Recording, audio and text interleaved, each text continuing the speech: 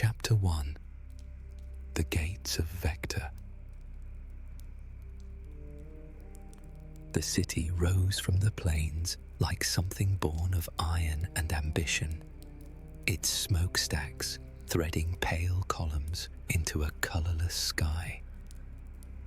Leo Christophe, barely 16, stood at the crest of the final hill and let his eyes trace the sprawl of Vector, capital of the Gestalian Empire, heart of a nation that had swallowed half the southern continent in a single generation. Beside him, Kefka Palazzo exhaled softly. "There it is, my friend." Leo nodded, though he found no words adequate to the moment. They had walked 9 days from Zen, through wheat fields and river towns, and stretches of empty road where the only company was wind and silence. 9 days of blistered feet and rationed bread, of sleeping beneath trees and waking to frost on their blankets. And now, at last, the city they had dreamed of since childhood spread before them like a promise waiting to be kept. "Bigger than I imagined," Leo said quietly. "Everything worth having is." Kefka's voice carried that familiar lightness, the easy warmth that had drawn Leo to him years ago in the dormitory halls of the Zen orphanage. They had been 9 years old when they first met. Leo, newly arrived after fever claimed his parents, Kefka, already a fixture of the place, quick-tongued and clever, the sort of boy who could talk his way out of punishment and into extra portions at supper. An unlikely pair, perhaps. Leo had always been the quieter one, the steadier one, content to listen while Kefka spun his grand designs. But they had recognized something in each other, even then, a hunger for more than the orphanage could offer, a refusal to accept that their lives had been written in advance. The road descended toward Vector's outer gates, and the two boys began walking again. Leo carried their shared pack across his shoulders. Kefka had offered to take a turn an hour ago, but Leo had waved him off. He was broader than his companion, built for carrying weight, and besides, Kefka had done most of the talking when they passed through checkpoints and toll houses. It seemed a fair division of labor. "Do you think they'll take us?" Leo asked. The question had haunted him throughout their journey, surfacing in quiet moments. Kefka glanced over, his pale eyes touched with amusement. "They're building the largest army the world has ever seen. They'll take anyone who can hold a sword without dropping it." "I'm serious." "So am I." Kefka's expression softened, and he reached out to clasp Leo's shoulder briefly. "We didn't walk all this way to be turned back at the door. We'll make them see what we're worth." Leo allowed himself a small smile. This was the thing about Kefka. His certainty was contagious.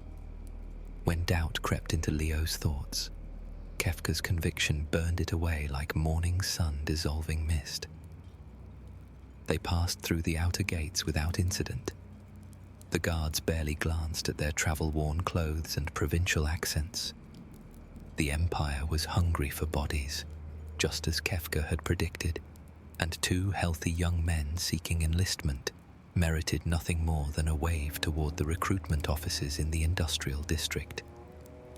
The city swallowed them. Leo had never seen so many people pressed into one place. Soldiers in gleaming armor, merchants hawking mechanical trinkets, laborers hauling crates of ore toward the smelting factories that dominated the skyline. The air tasted of coal smoke and ambition, and beneath his feet, The cobblestones thrummed with the pulse of distant engines. "We'll make something of ourselves here," Leo murmured, half to himself. Kefka heard him anyway. "We'll make something of the world." They walked deeper into Vector, two boys from Zen, carrying nothing but youth and determination, and the unshakable faith that the future belonged to those bold enough to claim it. Leo did not know then, he couldn't have known, what the Empire would make of them in return.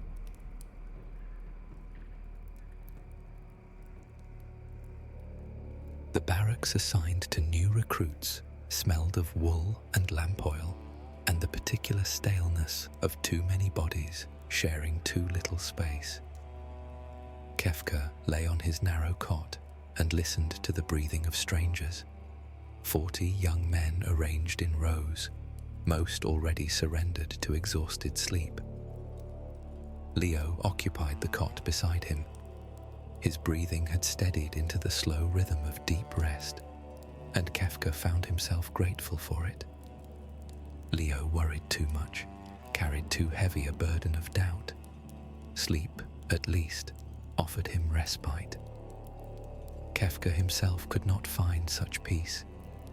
His mind was spinning, restless as a weather vane in shifting wind. The recruitment officer had asked them questions that afternoon. Simple things at first: name, age, place of origin. Then, more probing inquiries. Could they read? Could they write?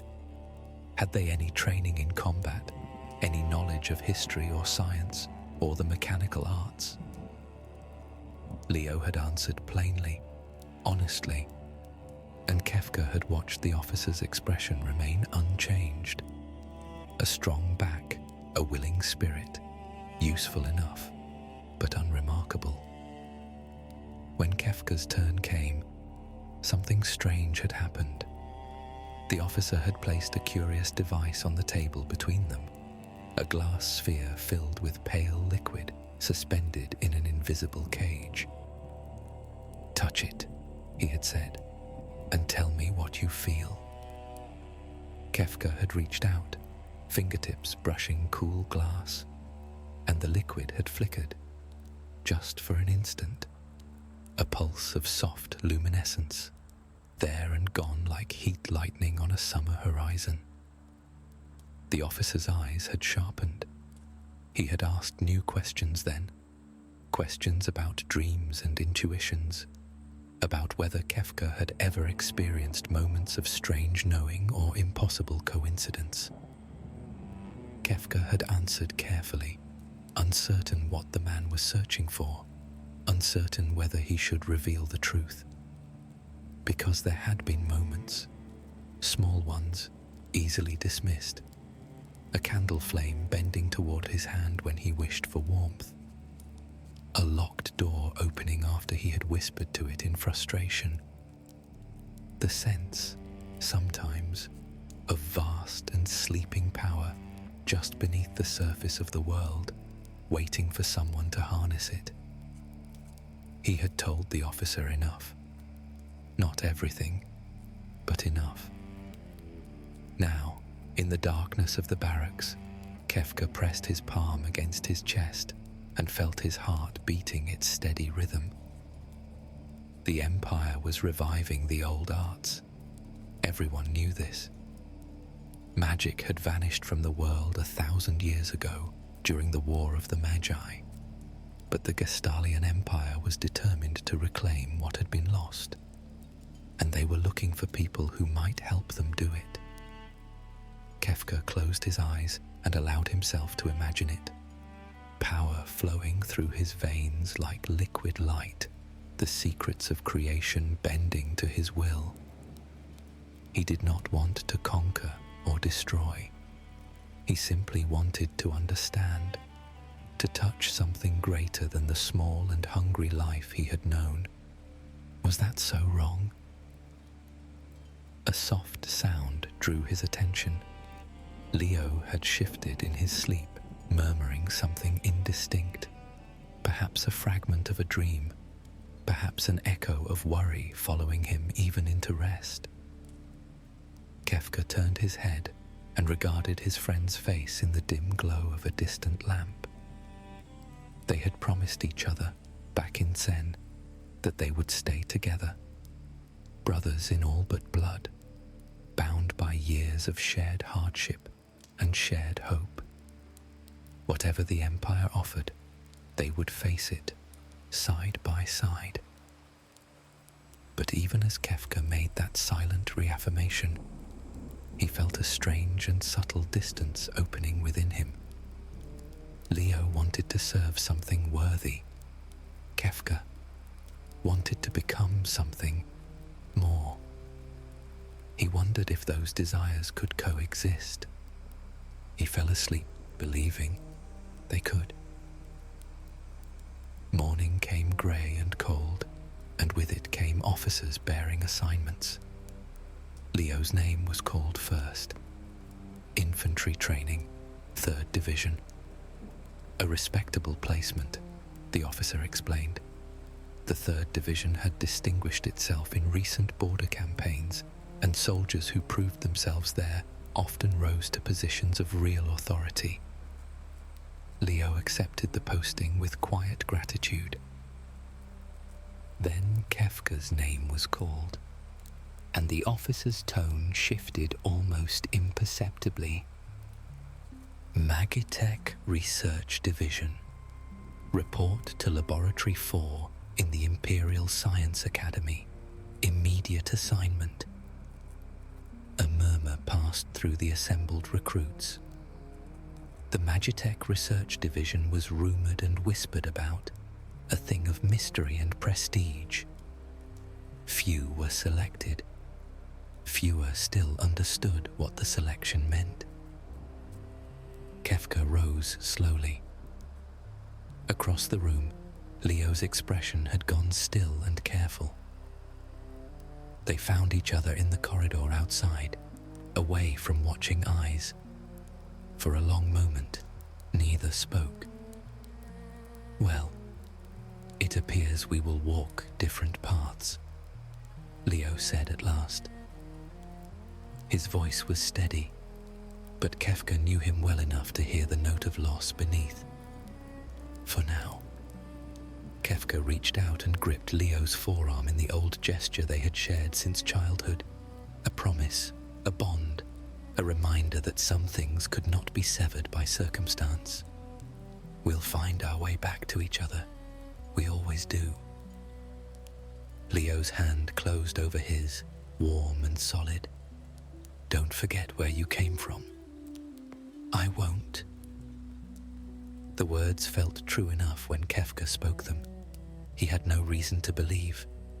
They would become a lie. Chapter 2. Separate Paths. Nearly 5 years had passed since Leo Christoph walked through the gates of Vector, and in that time, the Empire had remade him as surely as a blacksmith remakes iron. He stood now on a ridge overlooking the Mirandan borderlands, watching smoke rise from a village that had resisted imperial annexation. The fighting had ended an hour ago. His soldiers moved through the streets below, tending to wounded comrades and securing prisoners, their movements precise and disciplined. Leo had trained them well. Commander Christoph, they called him now. The title still felt strange, like armor that had not yet molded to his shape. He was 20 years old now. The battle, if it could be called that, had been brief. A contingent of Mirandan irregulars had fortified the village, hoping to delay the imperial advance long enough for civilians to flee into the western hills. Leo had recognized their desperation, had seen it in the way they clutched their weapons and glanced toward the tree line where their families had vanished. He had offered them terms, surrender, and they would be treated as prisoners of war, afforded the rights and protections such status entailed. Resist, and the Empire would show no mercy. Most had surrendered. A handful had not. Leo closed his eyes and breathed slowly, letting the mountain air fill his lungs.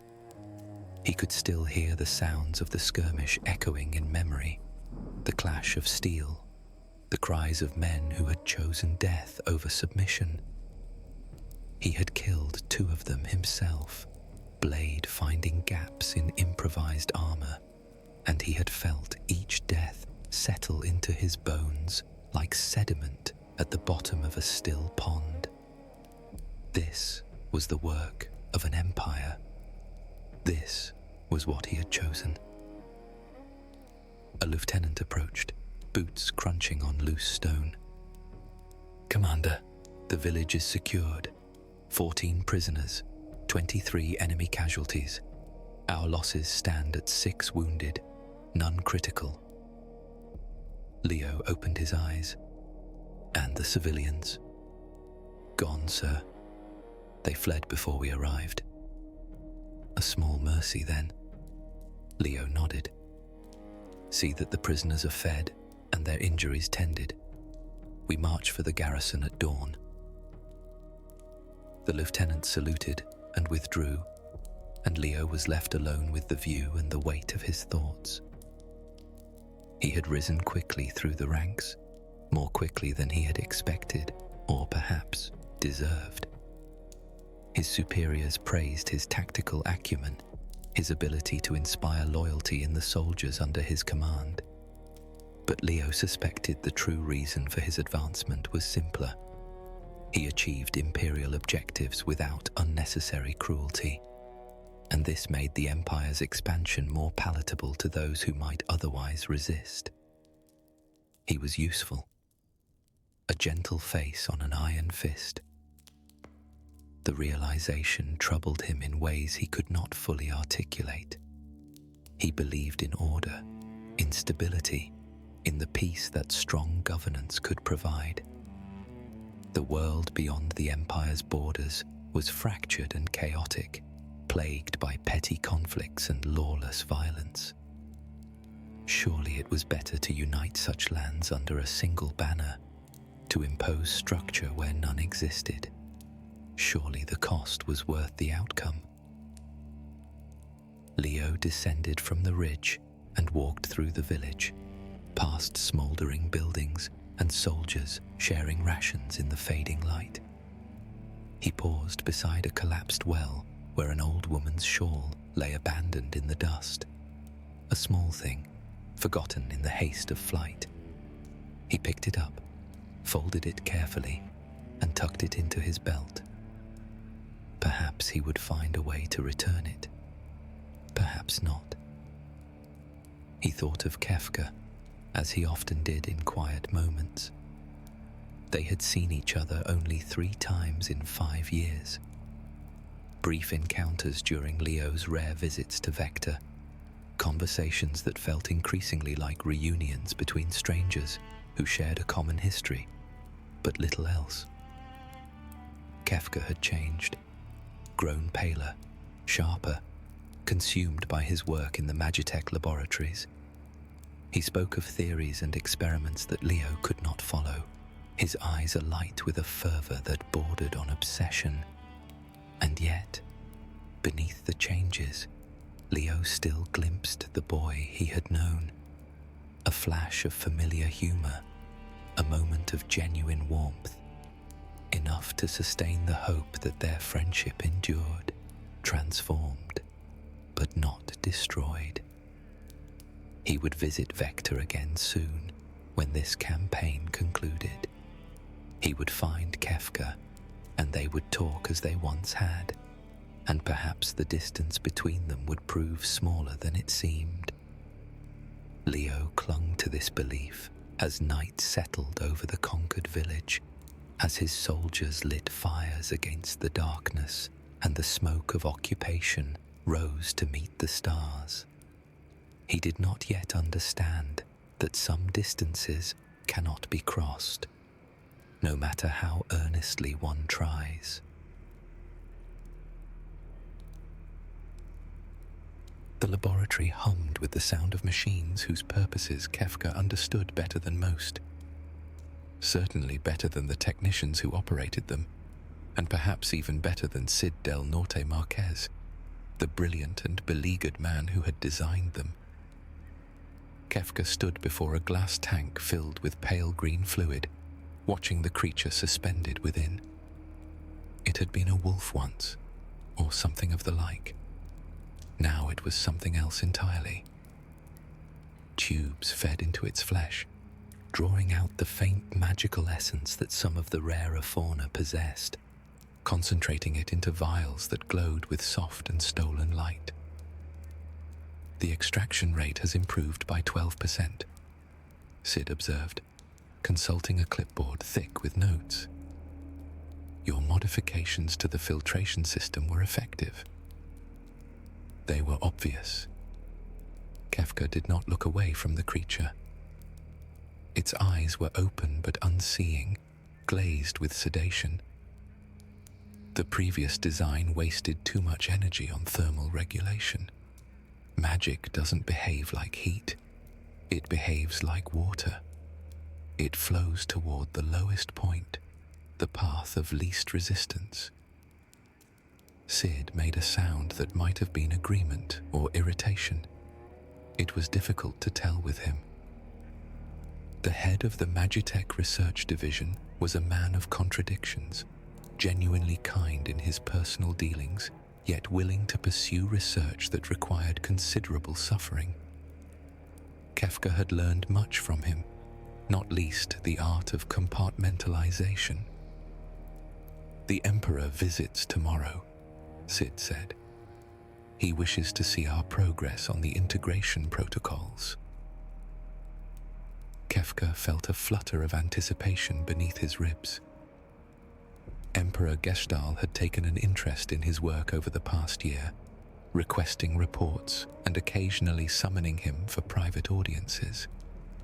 The attention was intoxicating. Here was the most powerful man in the known world, and he saw value in Kefka's mind, his theories, his vision. The protocols are ready for demonstration, Kefka said.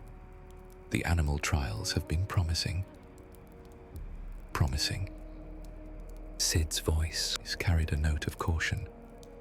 Also unstable. 3 subjects died from cascading magical rejection. 2 more suffered catastrophic neural damage. 5 failures out of 23 attempts. A 78% survival rate, with functional magical integration in over half of the survivors. Kefka turned to face his mentor, allowing a measured confidence into his expression. Those are remarkable numbers for a first-generation process. They are numbers that represent living creatures, Kefka. Creatures that would have died regardless, in the wild or in cages. At least this way their deaths contribute to something greater. Cid studied him for a long moment, and Kefka saw something flicker behind the older man's eyes. Concern, perhaps, or the beginning of doubt. But Cid said nothing more. He simply nodded and returned his attention to his clipboard, and Kefka understood that silence as tacit permission. This was how progress was made, not through hesitation, but through the willingness to accept necessary costs. The Emperor arrived the following afternoon, sweeping into the laboratory with a retinue of guards and advisors. Gestal was not a physically imposing man, middle-aged, slightly soft around the middle, with a face that might have belonged to a prosperous merchant. But power radiated from him nonetheless, a gravity that bent the behavior of everyone in his presence. Kefka demonstrated the integration protocols with a calm precision that surprised even himself. He explained the theory, showed the results, answered questions with clarity and confidence, When Gestalt asked about the potential for human application, Kefka did not hesitate. "It is the logical next step, Your Excellency. Animal subjects can only tell us so much. The human magical substrate is fundamentally different, more complex, more receptive. I believe a human subject, properly prepared, could achieve levels of magical integration far beyond anything we've accomplished thus far." A murmur passed through the assembled advisors. Sid shifted uncomfortably. Gestalt's eyes, pale and calculating, held Kefka's gaze. "Would you volunteer for such an experiment?" The question hung in the air like smoke. Kefka felt his heart quicken, felt the vast and sleeping power he had sensed since childhood stir at the edges of his awareness. "When the process is refined," he said carefully, "I would consider it an honor." Something that might have been approval touched the Emperor's thin lips. He said nothing more on the subject, but as he departed, his hand brushed Kefka's shoulder. A gesture so brief, it might have been accidental. It was not accidental. Kefka understood this with complete certainty. He had been seen. He had been chosen. Later that evening, Leo arrived in Vector. They met in a tea house near the academy, a quiet establishment frequented by scholars and minor officials. Leo looked older than his 20 years, weathered by campaign and responsibility, but his eyes still held the same steady warmth Kefka remembered. "You look well," Leo said, settling into the seat across from him. "I look pale and underfed," Kefka replied with a smile. "Laboratory work doesn't lend itself to robust health." "Then you should get out more. See the sun occasionally." "The sun is overrated. It causes wrinkles." Leo laughed, a genuine sound, unguarded and familiar. For a moment, they were boys again, trading jokes in the dormitory of the Zen orphanage, and Kefka felt something loosen in his chest. They talked for an hour, perhaps more. Leo spoke of his campaigns, his soldiers, the complexities of occupation and governance. Kefka listened and offered commentary that made Leo smile, and carefully avoided discussing his own work in any detail. It was not that he wished to deceive his friend. It was simply that Leo would not understand. Leo still believed in simple virtues: honor, mercy, the protection of the innocent. He had not yet grasped the larger truth that Kefka was beginning to perceive. That virtue without power was merely sentiment, and sentiment could not reshape the world.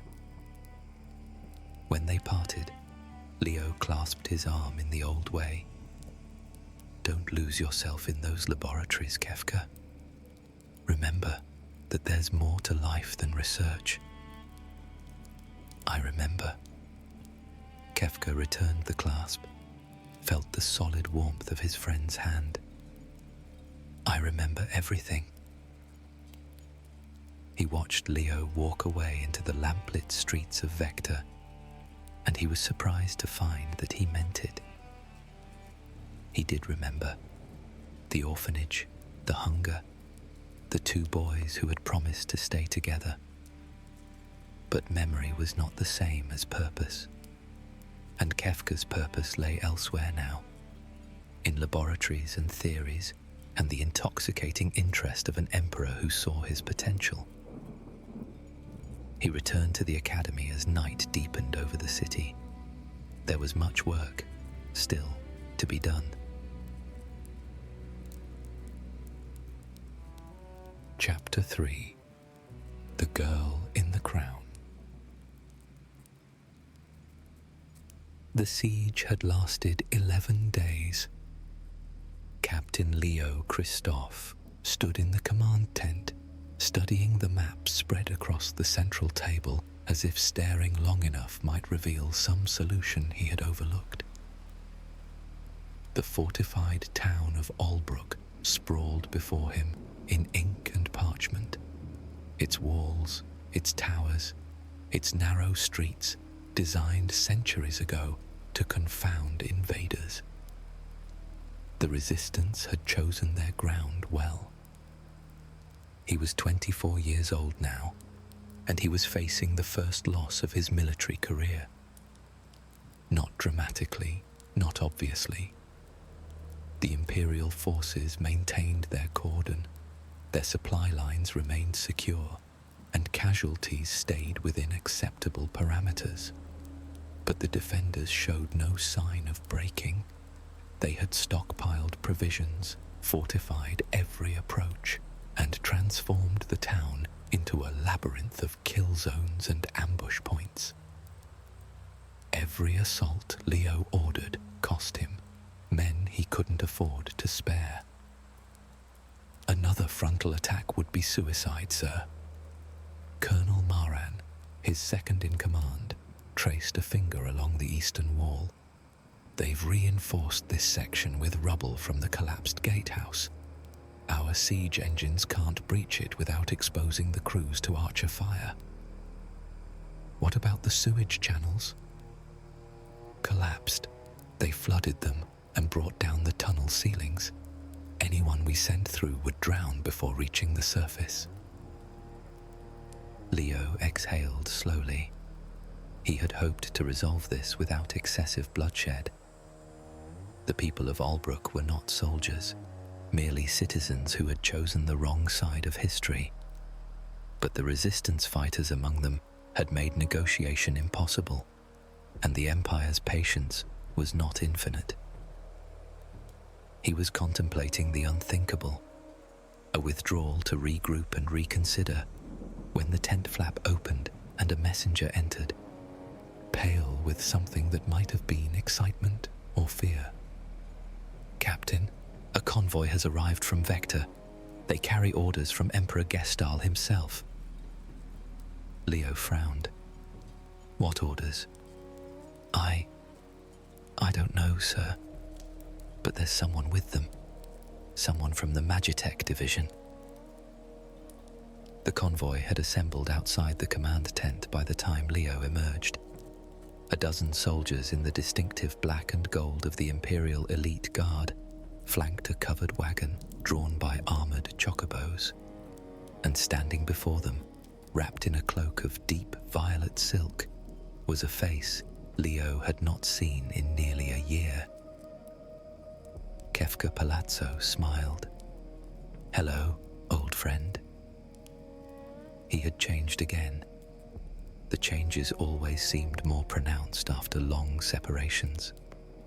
The pallor of his skin now carried an almost luminescent quality, and his eyes held a brightness that felt less like vitality than fever.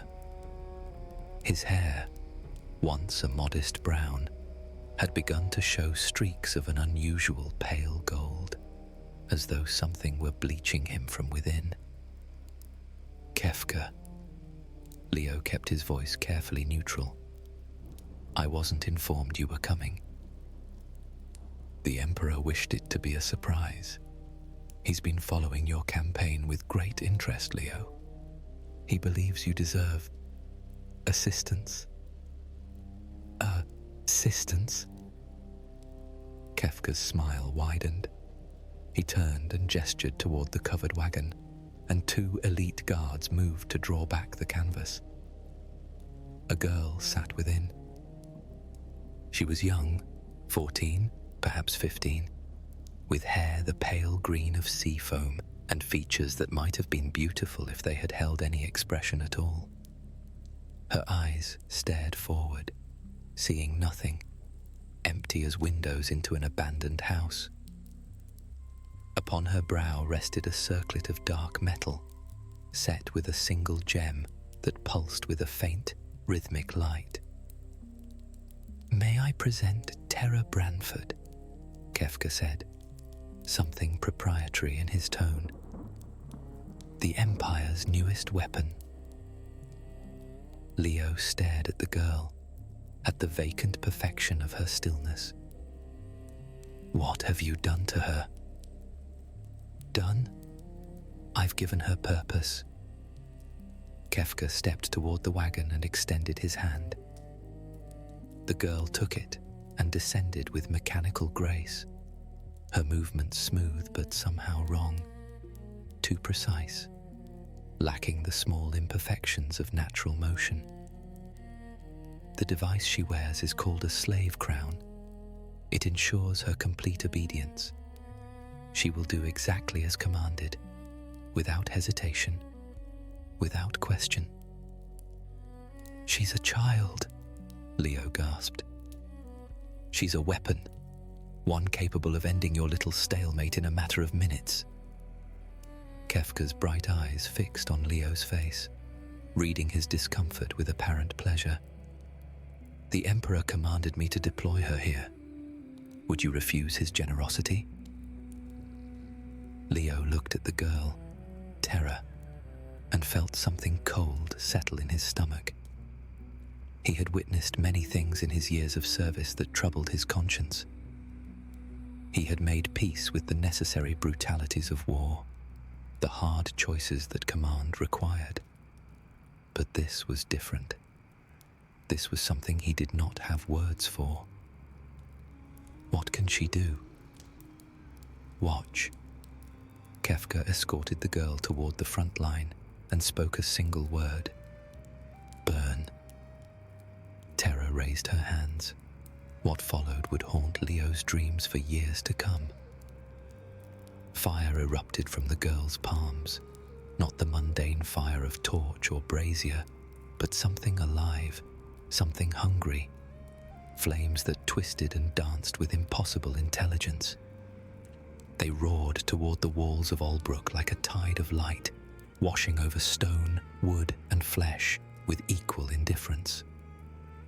The fortifications that had resisted 11 days of siege crumbled in moments.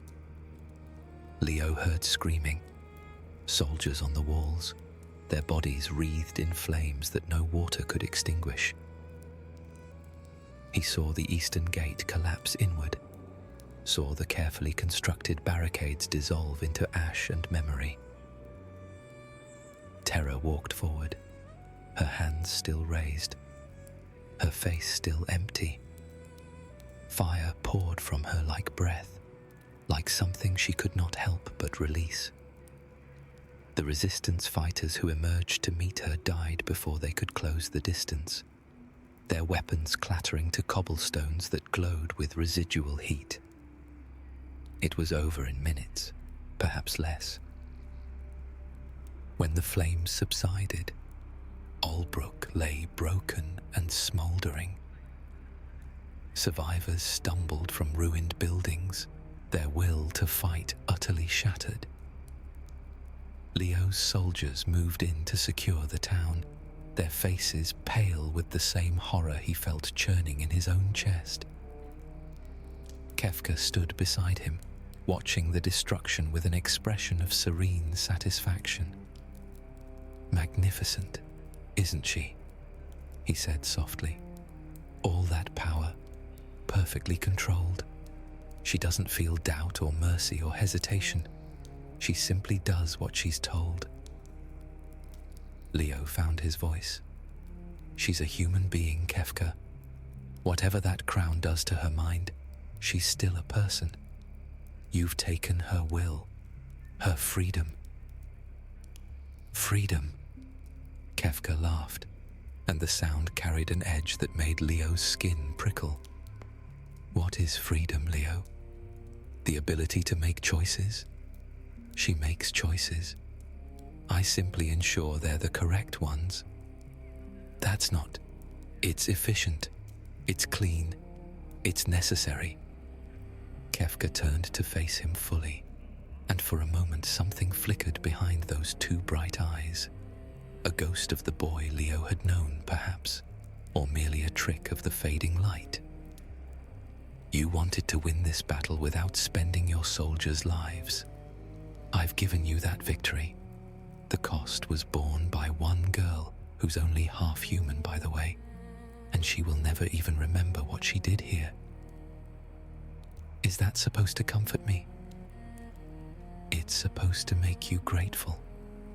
Kefka's voice cooled. The Emperor believes in you, Leo. He sees your potential, your principles, your precious honor. But principles alone don't win wars. Sometimes you need a weapon that doesn't hesitate. He gestured, and Terra moved to stand beside him, obedient as a shadow. I'll take her back to Vector now. Clean up your conquest, Captain, and try not to waste the gift you've been given. Kefka walked away, the girl following in his wake, and Leo stood alone amid the ashes of his victory. He had won. The siege was broken, the resistance crushed. His soldiers would live to fight another day, and the Empire's advance would continue unimpeded. Leo had never felt more defeated in his life.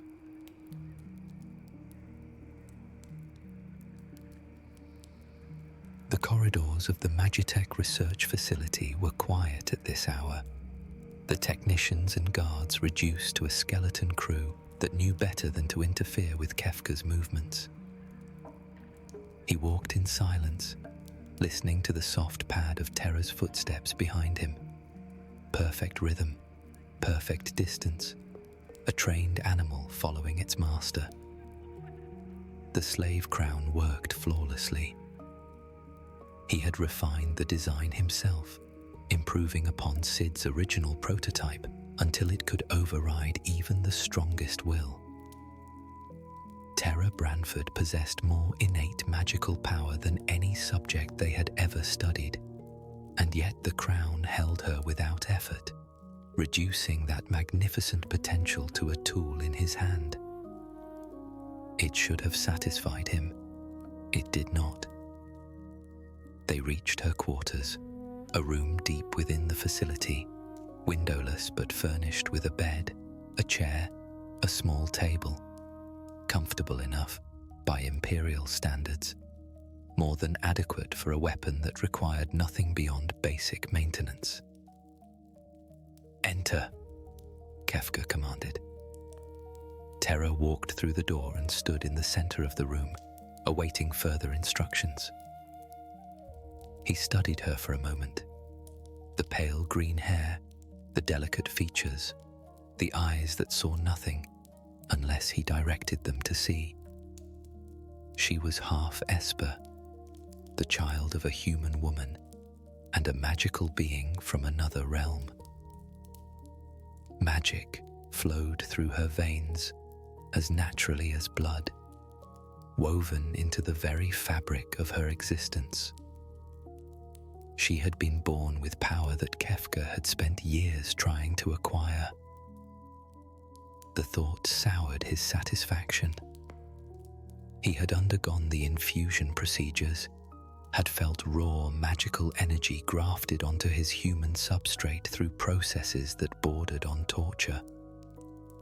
The power he possessed now was considerable, enough to impress Gestal, enough to secure his position as the Emperor's favored tool. But it was borrowed power, stolen power, power that sometimes flickered and surged in ways he could not fully control. Terra's power simply was. As natural as breathing, as effortless as a heartbeat. He hated her for it, in some small and petty corner of his mind. Hated the accident of her birth, the unfairness of a universe that granted such gifts to a girl who didn't even understand what she possessed. "Sit," he said, and Terra sat on the edge of the bed, hands folded in her lap. She would sit there until he told her to do otherwise. She would not eat unless commanded, would not sleep unless permitted. The crown suppressed everything: hunger, fatigue, fear, hope, everything except the capacity to channel destruction at his word. Kefka leaned against the doorframe and allowed himself a thin smile. It didn't matter that her power was natural and his was not. Natural power had limits. It could be contained, controlled, directed by those with the will to do so. And soon, very soon, he would transcend such petty distinctions entirely. The espers Gestal had captured 15 years ago were dying, one by one, their magical essence slowly draining away under the extraction protocols. But death, Kefka had discovered, was not the end of their usefulness. When an esper died, its body crystallized into a substance of extraordinary density and power. Magicite, Sid called it. Concentrated magical essence in solid form.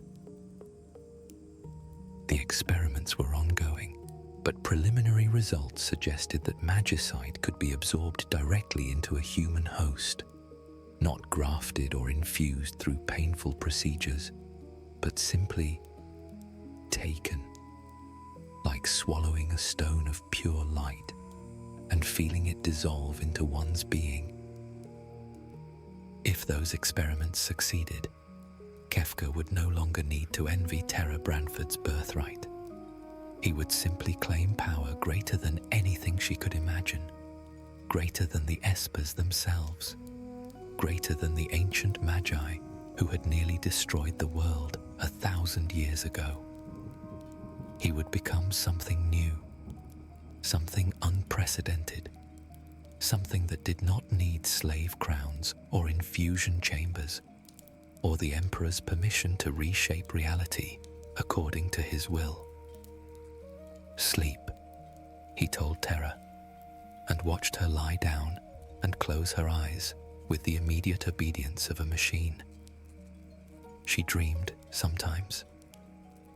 He had monitored her neural patterns and seen the telltale fluctuations of REM sleep, the ghostly activity of a mind that still functioned beneath the crown's suppression. He wondered what she dreamed of. Fire, perhaps. Destruction. The faces of those she had killed without knowing.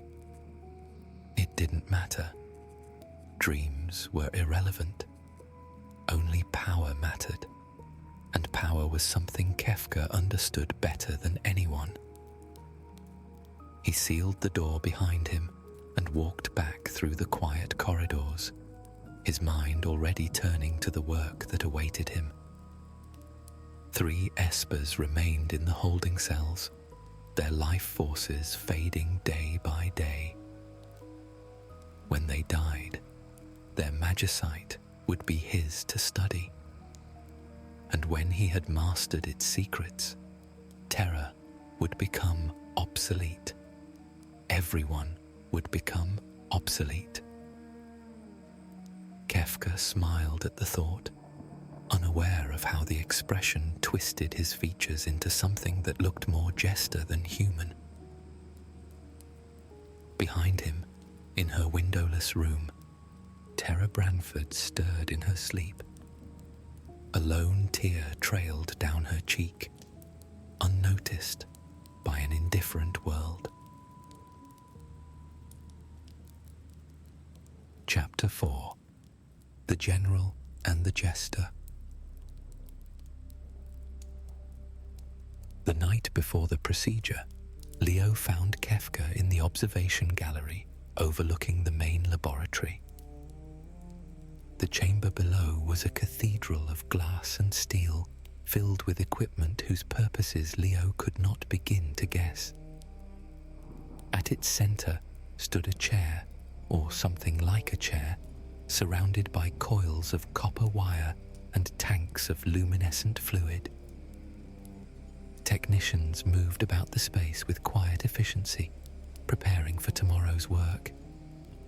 Kefka stood at the gallery window, his reflection ghosting against the glass. He did not turn when Leo approached, though he surely heard the footsteps. "You shouldn't be here," Kefka said softly. "This area is restricted to magitek personnel." "I outrank magitek personnel now." Leo moved to stand beside him, looking down at the machinery that would soon remake his oldest friend. "Gestal told me what you're planning. He seemed pleased." "He should be. If this works, the Empire will possess a weapon beyond anything the world has seen since the War of the Magi." "And if it doesn't work?" Kefka's reflection smiled. "Then I suppose they'll need to find another volunteer." Leo was silent for a moment, gathering his thoughts. He had rehearsed this conversation a dozen times in his mind, searching for the words that might reach through the walls Kefka had built around himself. Now, standing here in the quiet gallery, all his preparations seemed inadequate. "Do you remember the winter when we were 12? He asked finally. "The fever that swept through the orphanage?" Kefka's smile faded slightly. "I remember. Half the children fell ill. The matrons couldn't keep up. They were overwhelmed, exhausted. You and I spent 3 weeks carrying water and changing linens and sitting with the sick through the night." Leo turned to look at his friend, searching for some trace of the boy he had known. "You held a girl's hand while she died. Mira, I think her name was. You sang to her, even though you can't carry a tune. You stayed with her until the end." "That was a long time ago." "It was you, Kefka. That kindness. That was who you were." Kefka turned from the window at last, and Leo saw something flicker in those two bright eyes. Something old and buried, stirred briefly from its slumber. "I remember," Kefka said quietly. "I remember all of it, Leo. The orphanage, the hunger, the cold. I remember promising myself that I would never be powerless again, never be at the mercy of circumstances beyond my control." He paused, and when he continued, his voice carried a fragility Leo had not heard in years. "I remember you, the only person who ever looked at me and saw something worth believing in." Leo felt his chest tighten. "Then don't do this. Whatever Gestal has promised you, whatever power this procedure offers, it isn't worth losing yourself." "Losing myself?" Kefka laughed, but the sound lacked its usual edge. "I'm not losing anything. I'm becoming what I was always meant to be. You were meant to be my brother, my friend." Leo reached out and gripped Kefka's shoulder, feeling the sharp bones beneath the velvet coat. "Please, I'm asking you, as someone who has known you since we were children, as someone who loves you, please don't do this." For a long moment, Kefka did not respond. He simply looked at Leo, and in his gaze there was something almost like grief. Then he reached up and placed his hand over Leo's. "You were promoted yesterday," he said softly. "General, Leo, Christoph, Gestal's right hand, commander of all Imperial military forces, the orphan boy from Zen, elevated to the highest rank the army can bestow." Leo nodded slowly. He had received the news that morning, had stood before the Emperor and accepted the burden of command. It should have felt like triumph. Instead, it felt like chains. "And tomorrow," Kefka continued, "if the procedure succeeds, I will be granted a position of equal authority, Gestal's left hand, his instrument in matters of magical warfare. Kefka's fingers tightened over Leo's. Don't you see, brother? It's perfect. 2 orphans from nowhere, risen to stand at the side of the most powerful man in the world. Who would have guessed that we would be elevated so high? His voice was bright with genuine joy, and that brightness broke Leo's heart more thoroughly than anger or cruelty ever could. I have to do this, Leo. Not for Gestal, not for the Empire. For myself. For the boy who swore he would never be powerless again. Kefka released Leo's hand and stepped back, squaring his shoulders. But I'm glad you came. I'm glad that you still care enough to try. Leo wanted to argue further. He wanted to seize Kefka and drag him away from this place, away from the machinery and the madness, away from the Emperor's poisoned promises. But he saw the resolve in his friend's eyes, and he knew that no words could change what was about to happen. I'll be here, he said instead. Tomorrow, when it's over, whatever happens, I'll be here. Kefka smiled, and for just an instant, he looked like the boy Leo remembered, warm and clever and full of dreams. I know you will, he said. You always were the loyal one. They stood together in the gallery for a while longer, watching the technicians prepare the instruments of transformation. Neither spoke. There was nothing left to say. When Leo finally left, he did not look back. He knew somehow that he would never truly see his friend again.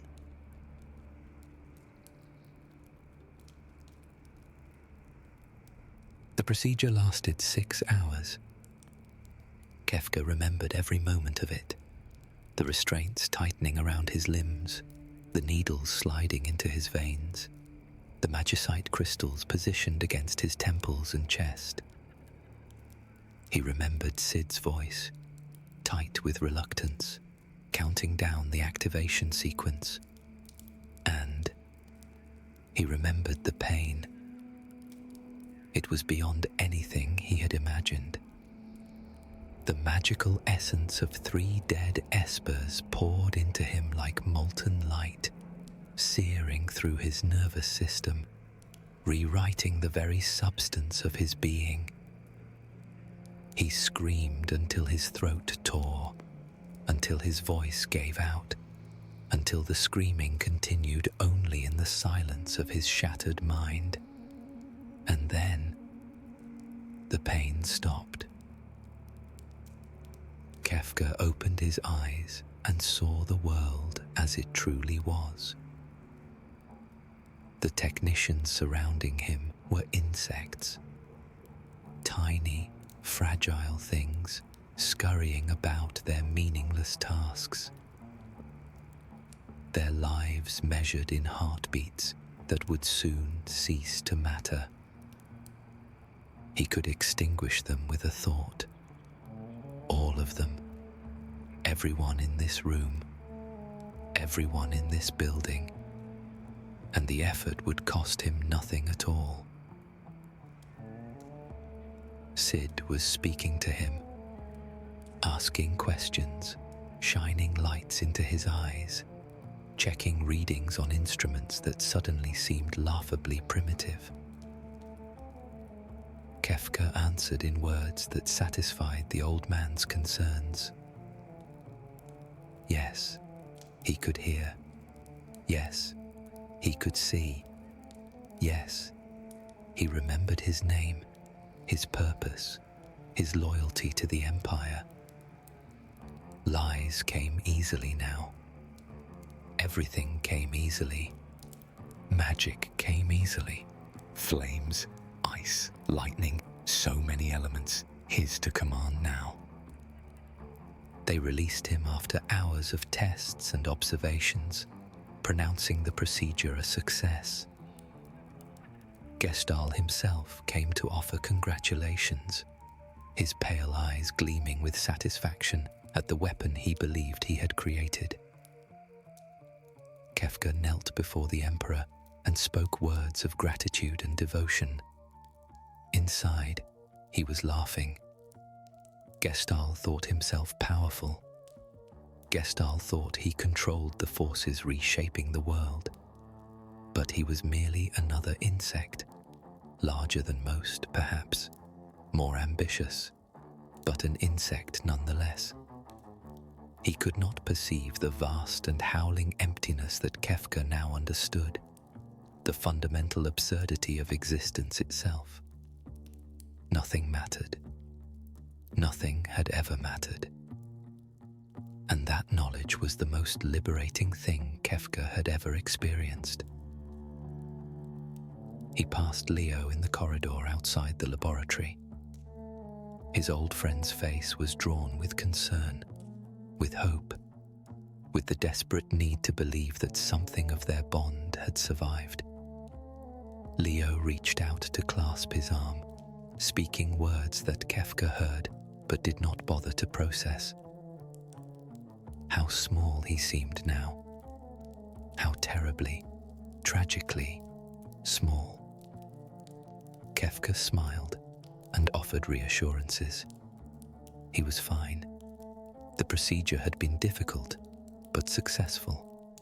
They would speak soon, properly, when he had rested. More lies. They spilled from his lips like water, effortless and meaningless. Leo believed him. Of course he did. Leo believed in honor and friendship and the fundamental goodness of those he loved. Leo believed that people could be saved.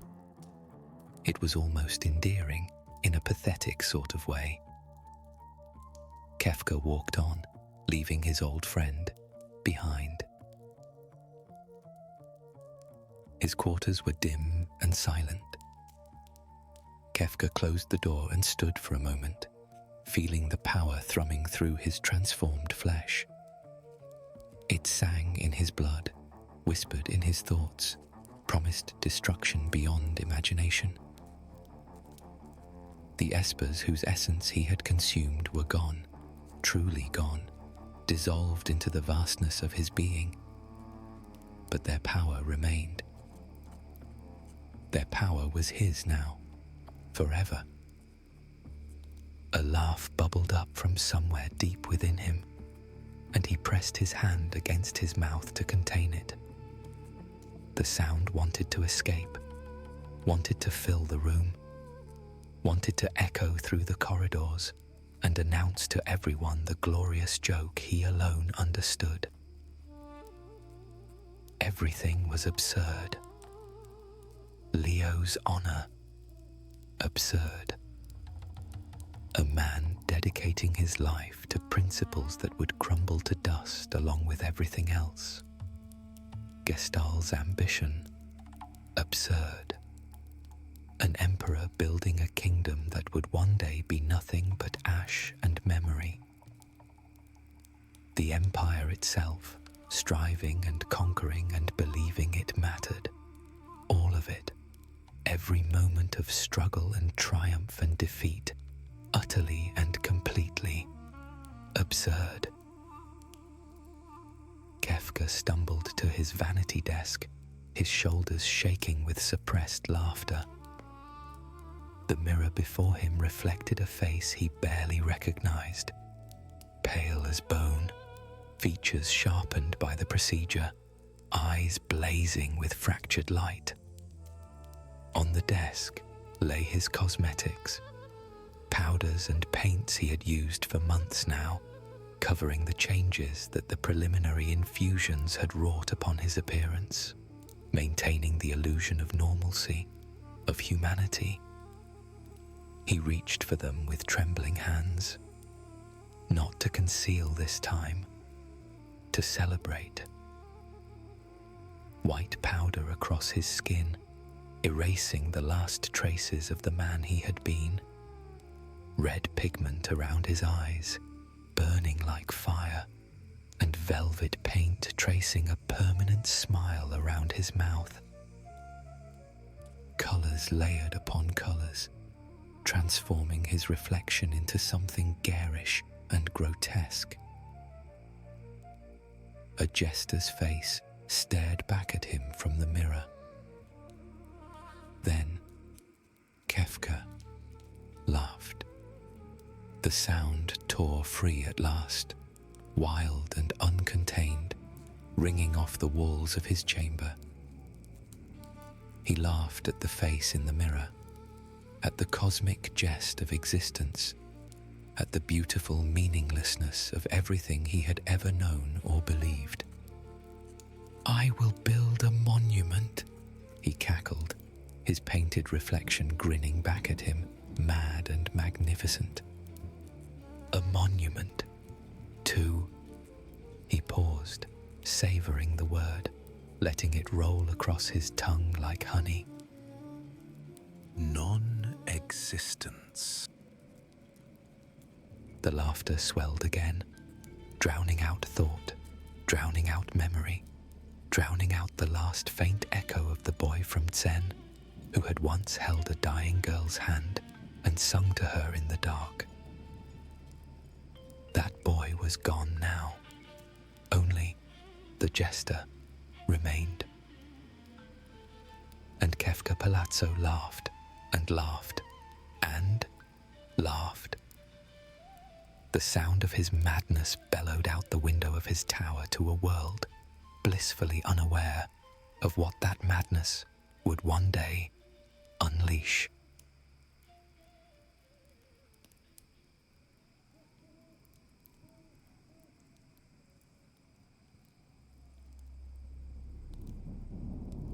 Chapter 1. The Ashes of Miranda. The morning had been so still. Bannon remembered that detail later when the smoke had cleared.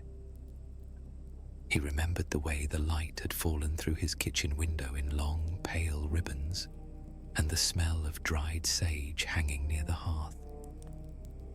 He'd been grinding herbs, foxglove and willow bark, into a fine paste for old Maren's joints.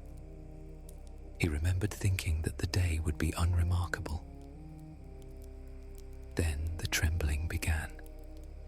It came up through the floor first, a faint vibration that set the glass bottles on his shelf dancing. He'd paused, pestle still in hand, and listened. Outside, in the lane below, a dog began to bark. Sharp, frightened sounds, and then came the low, metallic groan of something vast and mechanical moving beyond the city wall. He'd heard magitek armor before, at a distance, on the trade roads. The Empire's iron beasts, crawling across the continent like slow insects. But never this close, never this many. By the time he reached the street, Arvis was already there, standing at the corner with his coat half buttoned and his face the colour of old parchment. They'd been friends for years. Arvis, the tinkerer, Bannon, the healer. Two men who'd built their lives on being helpful and hopeful. But there was nothing hopeful about the expression on Arvis's face. It was the look of a man watching something he'd feared become suddenly, terribly real. "They're coming through the eastern gate," he warned. What followed was not a battle. Miranda had no army, no garrison worth the name. What followed was a procession of fire and iron through streets that had known nothing worse than a drunken scuffle on market day. The magitek armor came first, hulking, graceless machines that crushed the cobblestones beneath their treads and spat beams of searing light into storefronts and doorways. Imperial soldiers marched behind them in ordered columns, their boots striking the ground in unison, a sound like a single, enormous heartbeat. Bannon and Arvis moved against the tide of fleeing citizens, not out of bravery, but out of instinct. Bannon was a healer after all. When he saw a woman fallen in the street with burns across her arm, he didn't think. He knelt. He pressed his palms to the wound and felt the warmth of curative magic pass through him, that familiar, aching pull from somewhere behind his ribs, and watched the skin begin to mend. Arvis pulled the woman to her feet and pointed her toward the western road, away from the fire. They did this again and again. A child with a gash along her temple, an old man whose leg had buckled beneath him, a boy clutching a dog to his chest, both trembling. Bannon healed what he could, and Arvis guided them onward, and slowly, without meaning to, they became the center of a current, a stream of wounded and frightened people flowing toward them, and then away, westward, toward the tree line, and whatever safety the hills might offer. It was in the midst of this that Bannon saw her, the green-haired girl. She moved through the burning street like a sleepwalker, her steps measured and even, utterly untouched by the chaos around her. Her hair was the color of sea foam, long and strange, and it caught the light of the fires in a way that made it seem almost luminous. But it was her face that stopped him. It was empty, not calm. Calm implies feeling held in check. This was absence, a void where a person should have been. On her head, she wore a crown, thin, metallic, encircling her brow like a band of dark iron. And set into its center was a crystal that pulsed with a faint, sick light, a rhythm like breathing, like something alive. She raised her hands. What came from her was not fire, though it burned. It was not wind, though it tore the walls apart. It was something older and more terrible, a force that bent the air itself into a shrieking, visible wave, and where it touched, the world simply came undone. Stone dissolved into powder, timber burst into flame. A fountain in the square, old marble carved with leaping fish, shattered into a cloud of dust and steam. 3 houses on the northern side of the street folded inward, their beams snapping with sounds like bones breaking, and where they had stood, there was only a shallow, smoking crater. The acrid smell of smoke became unbearable. Bannon couldn't move. Beside him, Arvis whispered something, a prayer or a curse, and gripped his arm. The crown, Arvis breathed. Look at the crown, that light. Bannon looked. The crystal pulsed again, and the girl's hands rose. Another wave of destruction rolled outward with the same dreamlike calm. She wasn't choosing this. He understood that with a certainty that settled into his intense gaze. Whatever that crown was, it had hollowed her out and filled the space with something else, something directed, something commanded. She was a weapon, or rather, a young woman turned into a weapon. He pulled his gaze away because he had to, because there were people behind him who needed him. And it was then, as Bannon guided another group of citizens to safety when he saw the lead officer. She stood on a low ridge near the eastern gate, slightly apart from the advancing column, and even at a distance, Bannon could see the pale gold of her hair against the dark imperial armor. She was young for someone in command, and she stood with her arms folded and her chin raised, watching the destruction with an expression that Bannon couldn't quite read. A soldier approached her, saluting before speaking. He was too far away to hear most of it, but the wind carried a fragment. 2 words, clipped and deferential. General Celes, he'd called her. The woman's voice was low, and though Bannon couldn't make out the words, he could hear the cadence of command, the order to continue the attack, to press forward. The soldier saluted again and turned back toward the column. But the general didn't move. She stood there a moment longer, watching the smoke rise, and in the orange light of the burning city, Bannon saw something shift across her face. It was brief, barely a flicker, and perhaps he was wrong. Perhaps it was only the play of firelight, but it looked like regret. He didn't have time to wonder about it. Arvis was pulling at his arm, and behind them, the crowd of survivors had grown to nearly 40. They were all looking to him, with wide and trusting eyes, as though he was something more than an old man with herb-stained hands and a gift for mending cuts. He turned away from the general, and from the green-haired girl, and from the city that had been his home. He led them into the forest towards the hills that lay beyond.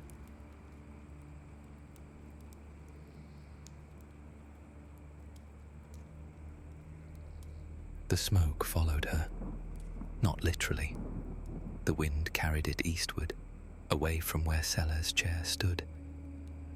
But she could feel it in her hair, on her skin, in the folds of her cloak. She'd learned, over the course of several campaigns, that the smell of a burning city was not one thing, but many.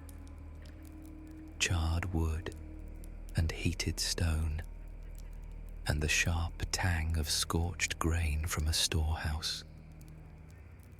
And beneath it all, faintly, the smell of flesh. It was this last scent that lingered. It always did. She hadn't given the order to burn the granary. That had been an initiative from a lieutenant in the 3rd column, a man eager for commendation, no doubt. But it didn't matter. She'd given the order that had set the 3rd column in motion, and so the destruction that followed was on her. This was what command meant. You owned everything that happened beneath you, whether you'd chosen it or not. The soldier returned with his report. Resistance had been negligible. The city was secured.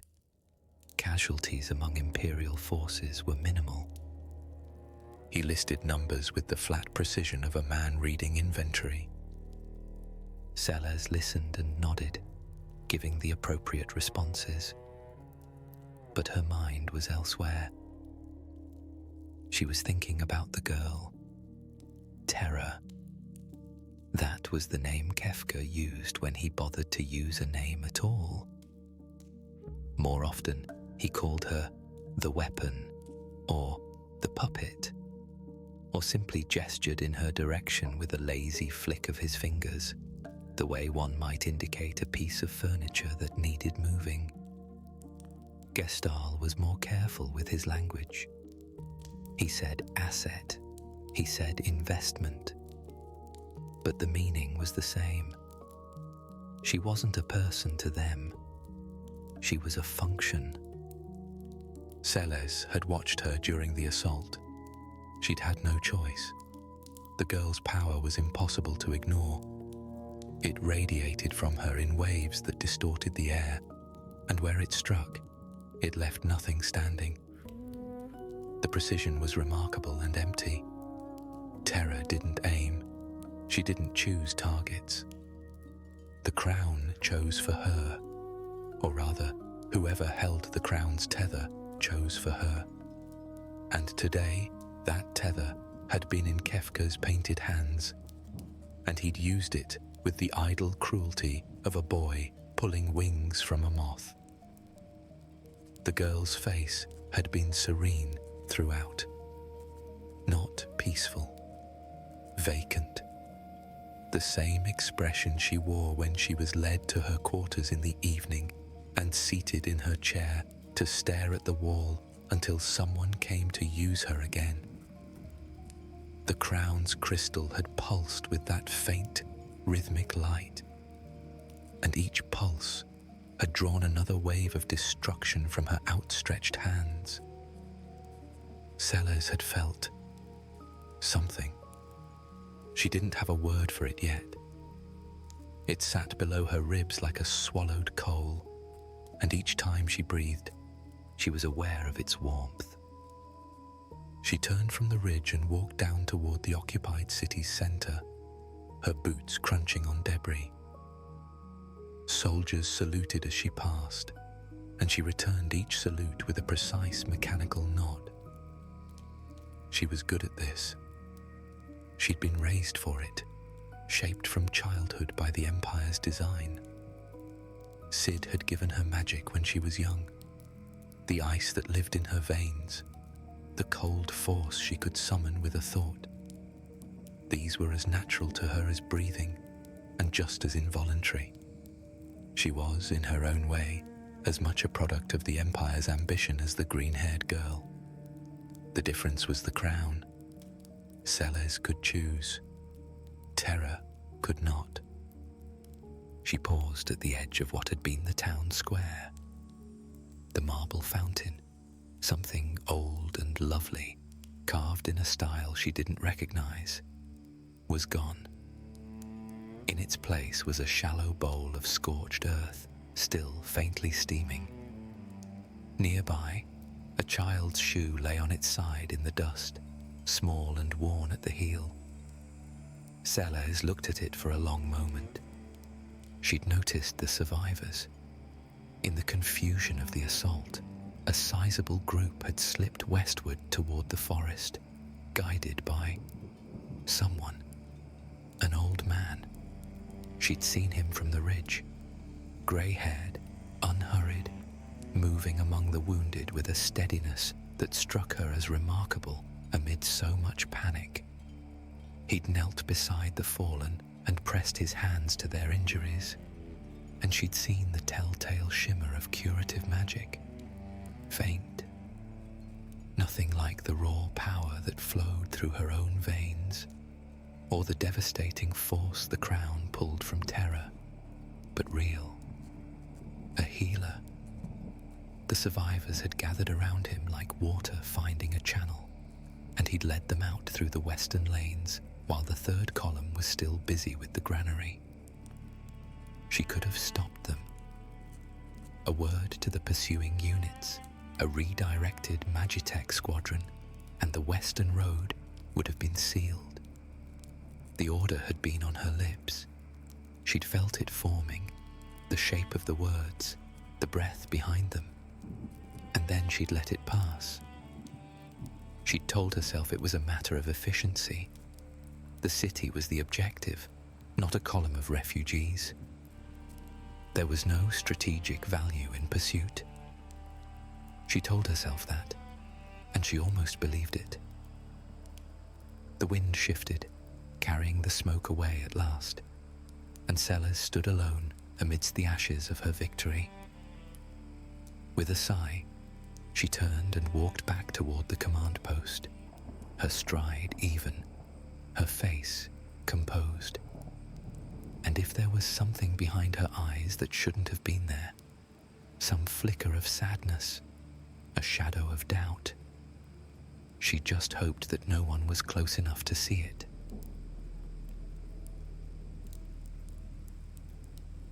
Chapter 2. The Healer and the General. The hills west of Miranda were not kind. The soil was thin and rocky, the trees bent by wind, and the streams ran low, even in the summer. But they offered something Miranda no longer could: distance from the Empire. Bannon had led the survivors to an old mining settlement in the foothills, a place called Braden's Hollow, that had been abandoned years ago when the veins ran dry. The buildings were rough but sound, timber and stone, built by people who understood weather. And with some work, they'd become livable again. Roofs were patched, hearths were cleared. A well was found to still hold clean water, which Bannon considered a small miracle and treated as such, offering a quiet word of thanks as the first bucket came up clear. Weeks passed. The survivors settled into the careful rhythms of people rebuilding from nothing. They shared what they had. They didn't speak much about Miranda, though sometimes at night Bannon could hear weeping. They came to him. That was the thing he couldn't escape. Not just for healing, though there was plenty of that, but for everything else as well. Where should the supply cache be kept? Should they send scouts back toward Miranda? Was it safe to light fires after dark? They asked him these things as though he possessed some wisdom beyond the ordinary, some insight that his years and his healer's hands conferred. He answered their questions as best he could and tried not to let them see his uncertainty. Arvis, to his credit, didn't pretend otherwise. "You're guessing, aren't you?" he asked one evening, sitting across from Bannon at the rough table in what had become, by default, the community's meeting hall. "I'm doing my best." "Yes, and your best happens to be quite good, which is the problem," Arvis said. He had a way of smiling that made even unwelcome observations feel like warmth. "They trust you, Bannon, not because you have answers, but because you stayed. You didn't run. You knelt in the street and healed their wounds while the city burned around you. And then you walked them out. That's not something people forget." Bannon looked at his hands. The herb stains had faded, replaced by the ordinary grime of hard living. "I'm a healer, Arvis. That's all I've ever been." "And what do you think they need most right now? Someone who can hurt, or someone who can heal?" The candle between them flickered. Outside, the wind moved through the pines with a low, steady sound. "It's not just us," Arvis continued. "I've been making contact with people in other towns. Moblis, Zen, even as far as Nash. There are others who feel as we do. Others who've lost what we've lost, or who see it coming and want to act before it arrives. They're scattered, disorganized, afraid, but they're there. And what would you have me do with them?" Arvis was quiet for a moment. He turned the candle with his fingers, watching the flame lean and recover. "Miranda was a good place," he said. "I'd like to return it to what it was. I'd like to return all of it, the whole world. to what it was before Gestal decided it belonged to him. He paused, and something settled in his expression, a clarity that Bannon recognized as the look Arvis wore when an idea had found its final shape. That's what we'd be, really. Returners. People trying to bring something back. The word hung in the air between them, simple and unadorned. The Returners, Bannon repeated slowly. It's not a grand name, but it's an honest one. Bannon closed his eyes. He thought of the girl in the crown and the terrible light that had poured from her hands. He thought of the blonde general on the ridge, the flicker of something human in her face. He thought of the people sleeping in the cabins around them, trusting him to know what came next. I'm not a leader, Arvis. No, Arvis agreed gently. But you could become one. And I think, perhaps, you'll have to. The candle burned low. The wind pressed against the walls. Bannon sat, feeling the weight of responsibility settle on his shoulders. He didn't say yes, but he didn't say no. And Arvis, who knew him well enough to read the silence, simply nodded and let the quiet settle around them like a blanket.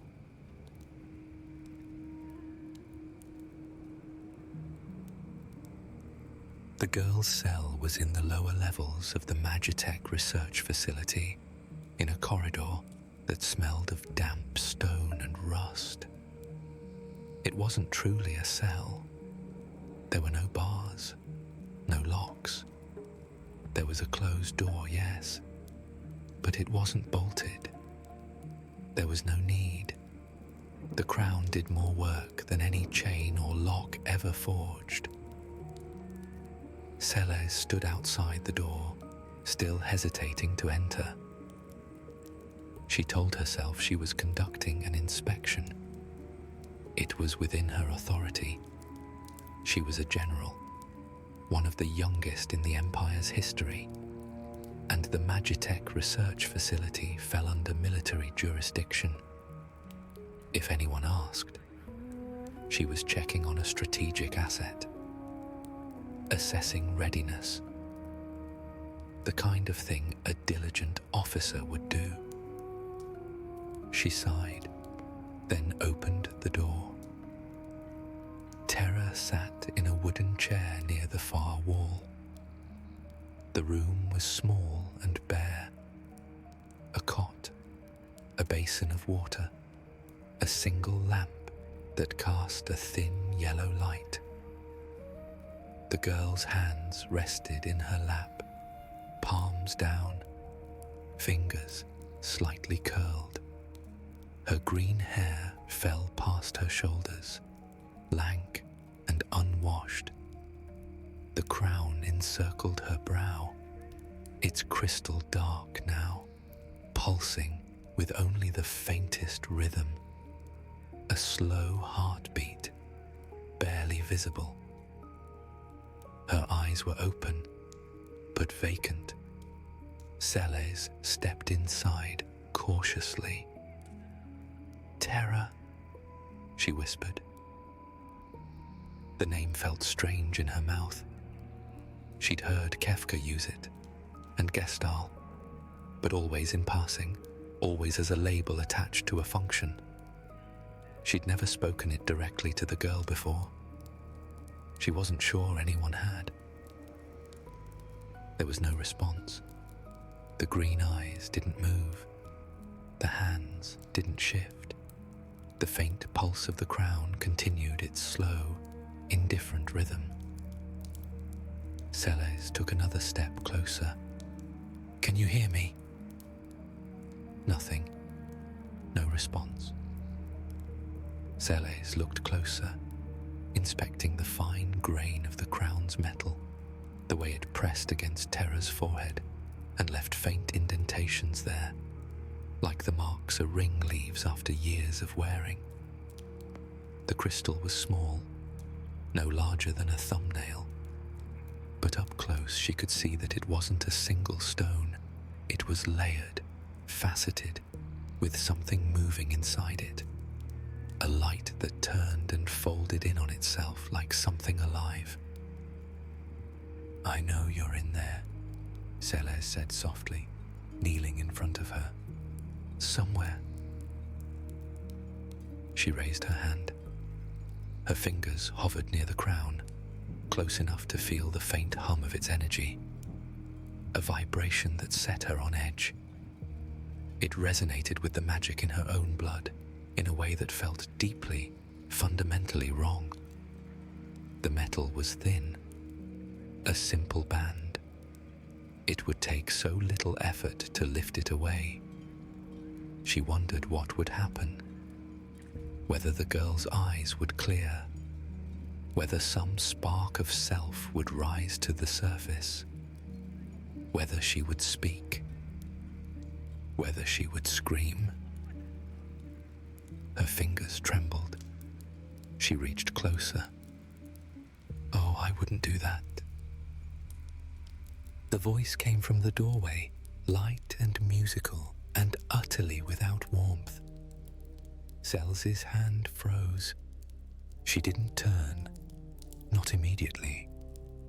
She held still for the span of a single breath, composing her face, and only then did she rise and look toward the door.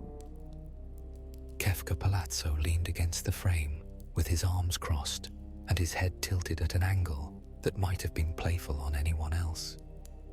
His painted face was arranged in an expression of mild, delighted interest, the way a cat might look at a mouse that had just done something unexpected. His robes, garish, layered, a riot of color that seemed designed to assault the eye, shifted as he straightened and took a step into the room. "Removing the crown," he continued, his tone both patronizing and threatening. "That would be tampering with imperial property, and tampering with imperial property is..."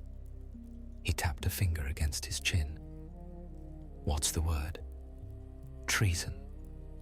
He smiled, his thin lips spreading to the red pigment around his eyes. "You know what the Empire does to traitors, don't you?" "I was inspecting the asset," Celes calmly countered, "as is my right." "Inspecting," Kefka repeated, savoring the word. "Is that what you were doing with your fingers so close to the crown? Inspecting?" He took another step.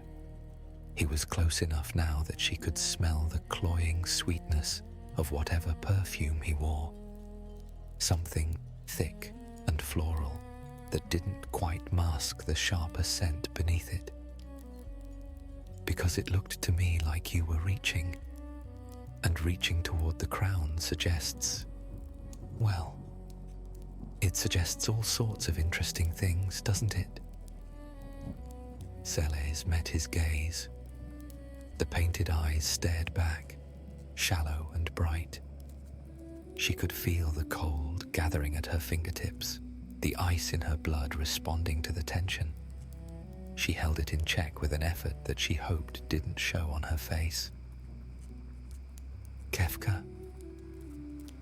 The new voice came from the corridor, calm and measured, and carrying the quiet authority of someone who had long ago learned that shouting was unnecessary. Sid Marquez appeared in the doorway, his white coat slightly rumpled, his spectacles pushed up onto his forehead. He looked at the scene before him, his expression calm. But something in his posture shifted, a subtle squaring of the shoulders. "I believe you're due in the upper laboratory," Sid said. "The Emperor requested a field demonstration of the girl's current thresholds, something about testing her output against armored targets." He paused. "Live targets, I believe he said." Kefka's attention swung towards Sid like a weather vane catching a new wind. The painted smile widened. "Oh, did he now?" Kefka squealed. The delight in his voice was genuine this time. A child promised a new toy. He glanced back at Celes, and for a moment, something flickered behind the painted mask, something cold and measured. Then it was gone, replaced by theatrical indifference. "Well then, let's not keep them waiting," he said. Kefka crossed to Terra's chair and gripped her arm. Terra stood, swaying slightly, her empty eyes staring through him.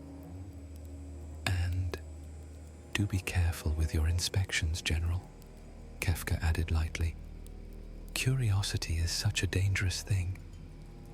With that, he led Terra out. Their footsteps receded down the corridor, and then there was silence. Celes exhaled, not realizing she'd been holding her breath. Sid stepped fully into the room and closed the door. "You can't do that," he said quietly. "I know. If he reports what he saw, he won't. Not yet," she assured. "He enjoys the suspicion more than the accusation. He'll hold it, use it, play with it. That's how he is." Sid removed his spectacles and rubbed the bridge of his nose.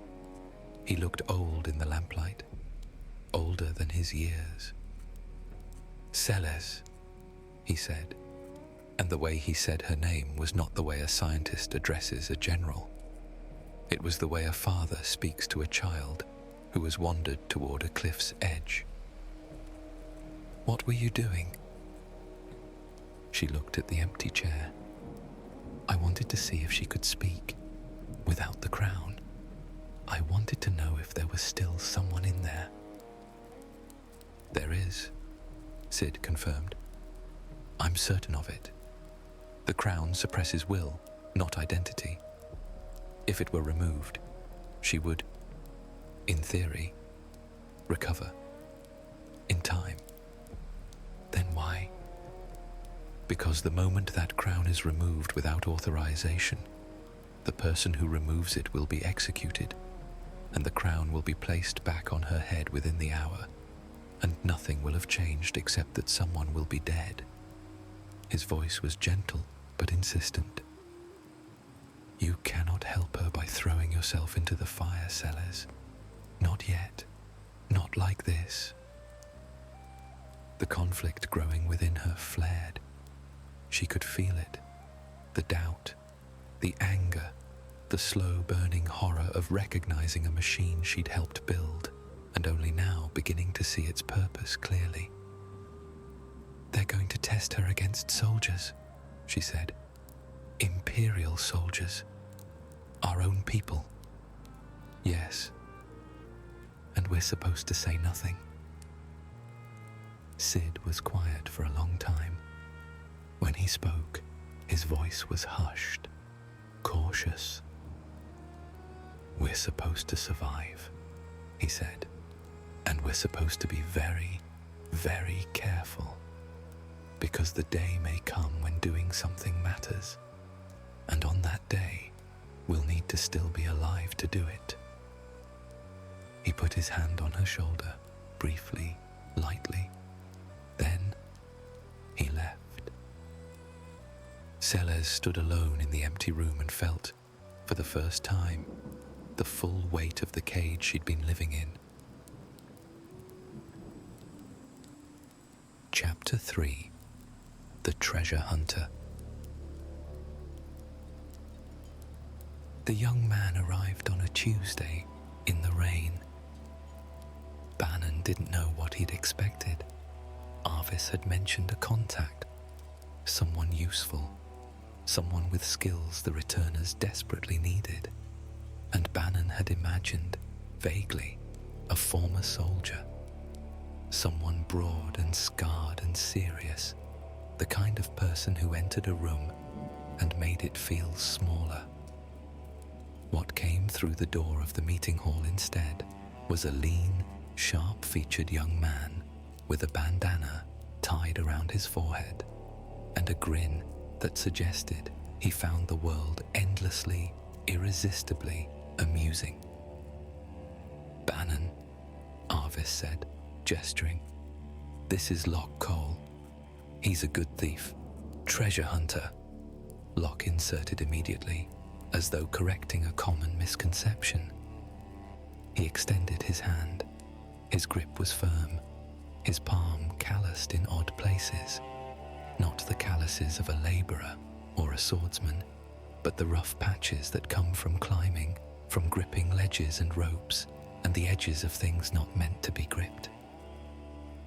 "Arvis tells me you've been busy," Locke said, shaking the rain from his jacket and settling onto a bench as though he'd been coming here for years.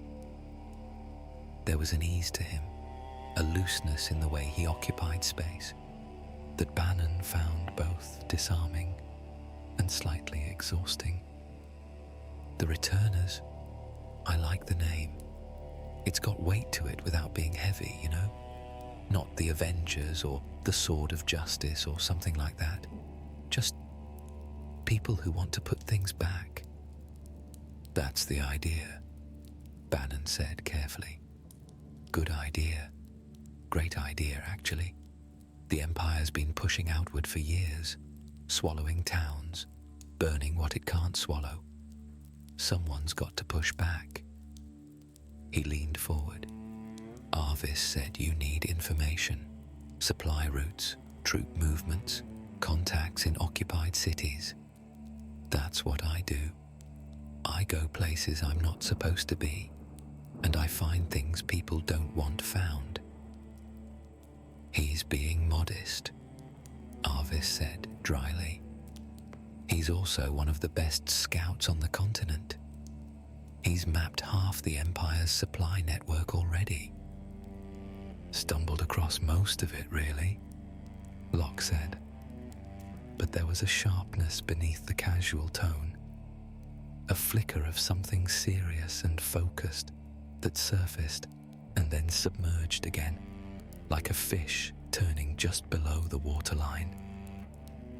"I've got contacts in South Figaro, Nicaea, even a few in Vector itself.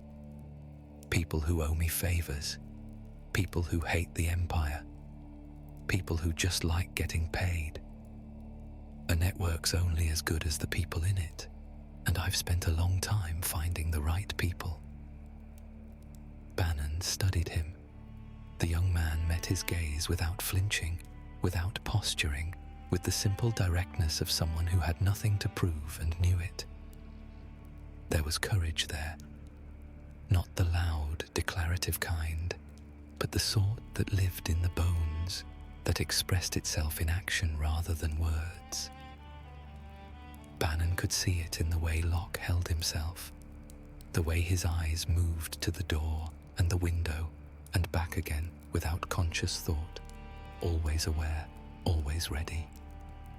It was exactly the quality Bannon felt most acutely absent in himself. "You're young," Bannon said. "I am," Locke agreed without offense. "This work is dangerous." "I know." Locke's grin faded, and for a moment, Bannon saw something else beneath it. Something older than the young man's years, something weathered and worn. A loss, perhaps. A wound that hadn't fully healed.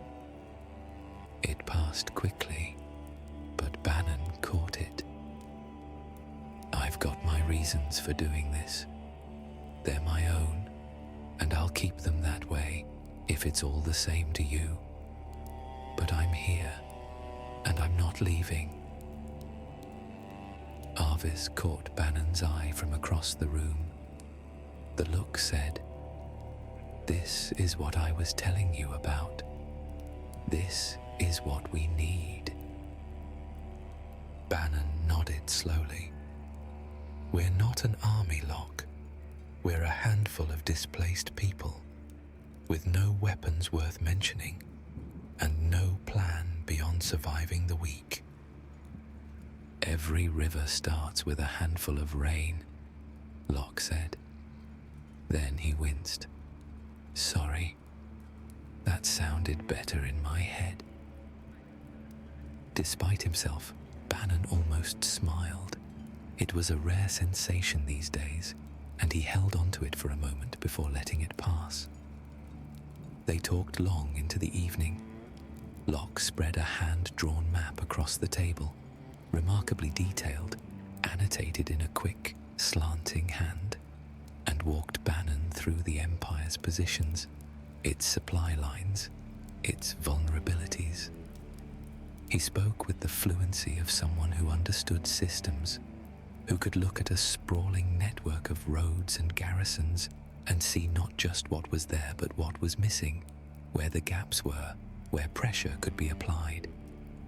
Bannon listened, asked questions, and found himself thinking not as a healer, but as something else, something he still didn't have a name for. After Locke had gone to find a dry cot for the night, Arvis lingered. "Well?" Arvis asked. Bannon looked at the map still spread across the table, at the web of lines and annotations that represented, in abstract, the shape of an empire and the fragile beginnings of a resistance. "He's smart," Bannon said quietly. "He's quick, brave, and people trust him. He's everything a leader should be." "He's everything a hero should be," Arvis corrected gently. "A leader is something different. A leader is someone who sees the remarkable in others and knows what to do with it. That's you, Bannon. That's been you since Miranda." Bannon didn't answer. The following morning, when the rain had cleared and the sun came through the pines in long, bright columns, he found Locke and asked him to stay. Locke said yes without hesitation, as though the question had already been answered long before it was asked.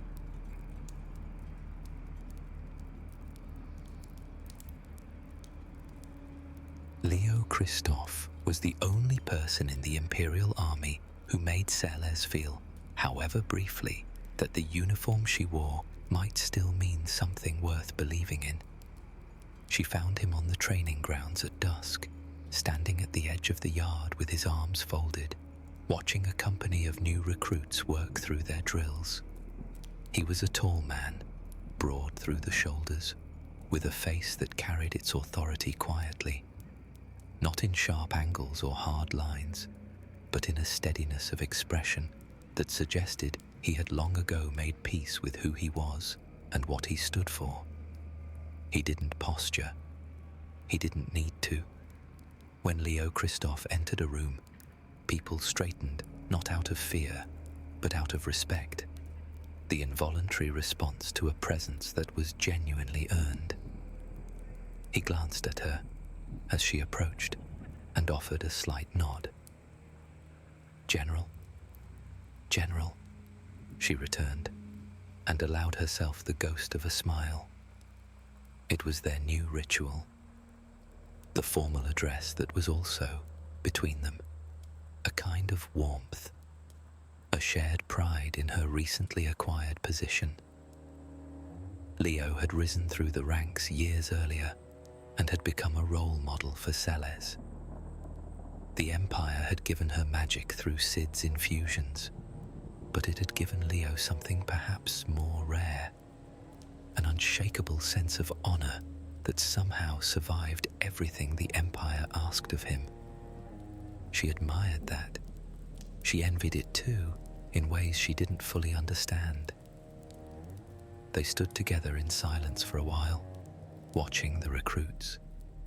The drills were competent but uninspired. Young men and women going through motions they'd memorized, but hadn't yet made their own. Leo watched them with the patient attention of a man who understood that skill was built slowly, in repetition and correction, and couldn't be rushed. "I need to speak with you," Celes said at last. She kept her voice low, conversational, the kind of tone that wouldn't carry beyond the two of them. "About the direction of things." Leo didn't look at her, but his focus shifted. She could feel it, his quiet attention. "Go on." "The campaign in Miranda, the methods being used, the girl, terror." She paused, choosing her words the way one might choose steps on uncertain ground. "I'm not comfortable with what I've seen, Leo. The slave crown, the way she's being used. It's not warfare. It's something else." Leo was quiet for a time. The recruits finished their drill and began again, the sound of wooden practice swords striking shields. "I've had similar thoughts," he said finally. His voice was careful, measured. "There are aspects of our current strategy that I believe merit review. I've said as much to the Emperor." And the Emperor listens, as he always does, and then proceeds as he sees fit. There was no bitterness in it, only the flat acknowledgement of a truth long since accepted. Gestal has his vision. He doesn't require our approval, only our obedience. "Is that enough for you?" Leo turned to look at her then, and his expression was complex, a mixture of gravity and something gentler that might have been compassion. "I serve the Empire because I believe it can be better than it is. I believe that my presence, our presence, is a moderating force, that without people like us inside the structure, the worst impulses would go entirely unchecked." He paused. "Whether that belief is justified or merely convenient, I honestly can't say anymore." It was the most candid thing he'd ever said to her, and Celes felt something loosen in her chest, a knot she hadn't known she was carrying. What a touching scene. The voice slid into the conversation like a blade between ribs, thin, bright, and precisely aimed. Kefka emerged from the shadow of the colonnade as though he'd been part of it, his painted face catching the last light of the sun in a way that made the colors seem to shift and crawl. He walked toward them with his peculiar, loose-limbed gait, each step slightly off rhythm, slightly wrong, like a marionette whose strings were being pulled by someone who found the concept of natural movement boring. "Two generals conferring at sunset," he said, clasping his hands behind his back. "How very scenic. Are we discussing troop deployments, supply logistics, or something more?" He tilted his head, and his smile widened by a fraction. "Philosophical?" "Kefka," Leo said. His voice had changed, not warmer or colder, but flatter, more formal. The candor of a moment ago was gone, sealed away behind the smooth surface of rank and protocol. "We were reviewing the recruits." "Were you? How diligent."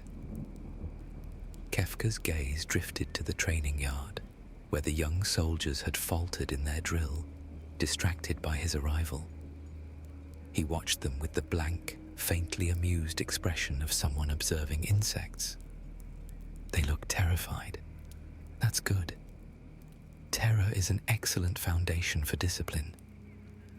He laughed, a sound like glass breaking in another room.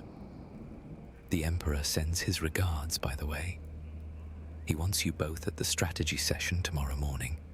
Something about the northern campaigns. His eyes slid to Celes, and he was very pleased with the Miranda report. Very pleased indeed. You should be proud, General. The words were a compliment in shape only. Beneath them, Celes could hear the real message. I know what you are. I know what you think. And I'm watching. I serve at the Emperor's pleasure, Celes replied smoothly. Don't we all? Kefka murmured. His gaze lingered on her a moment longer before turning away with a theatrical swirl of his robes. Don't stay out too late, children. The Emperor does so value a well-rested officer. Leo exhaled slowly as Kefka walked away. The formality drained from his posture, leaving behind something heavier, more tired. Be careful, Celes, he said quietly. You sound like Sid. Then Sid is wise. He looked at her, and in his eyes, she saw the same thing. The awareness of walls, of limits, of a space that was shrinking around them both.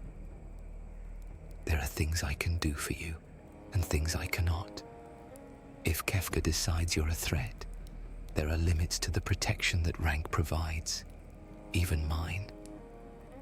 He placed his hand on her arm, briefly, firmly, and then he walked away toward the barracks, his silhouette straight and steady against the darkening sky.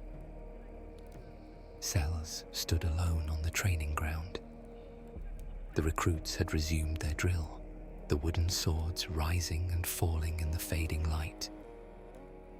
She watched them, young soldiers eager for what the Empire promised, but too naive to understand what it would demand in return. She thought about Terra's empty eyes. She thought about the old healer in Miranda, leading the survivors to safety. The sun set, the yard emptied, and Celes remained, standing in the gathering dark, feeling the walls draw closer, and knowing, with absolute certainty, that she could not remain inside those walls much longer.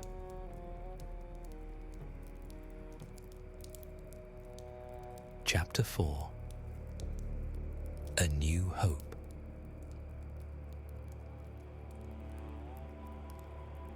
The letter arrived at dawn, carried by a courier who had ridden through the night. Bannon took the folded paper from the young man's hand, noted the familiar seal, Arvis's mark pressed in plain wax, and broke it open. He read it once, quickly, then again, slowly. Then he sat down. The hideout had grown since Braden's Hollow. They'd moved twice, deeper into the mountains, following paths that Locke had mapped and secured. The current base was a network of natural caves, dry and defensible, connected by passages that the wind moved through with a low, constant murmur. It was not comfortable, but it was safe, and safety had become the currency by which Bannon measured all things. He read the letter a third time. His hands were steady, but something behind his ribs had begun to hum, a vibration he recognized distantly as hope.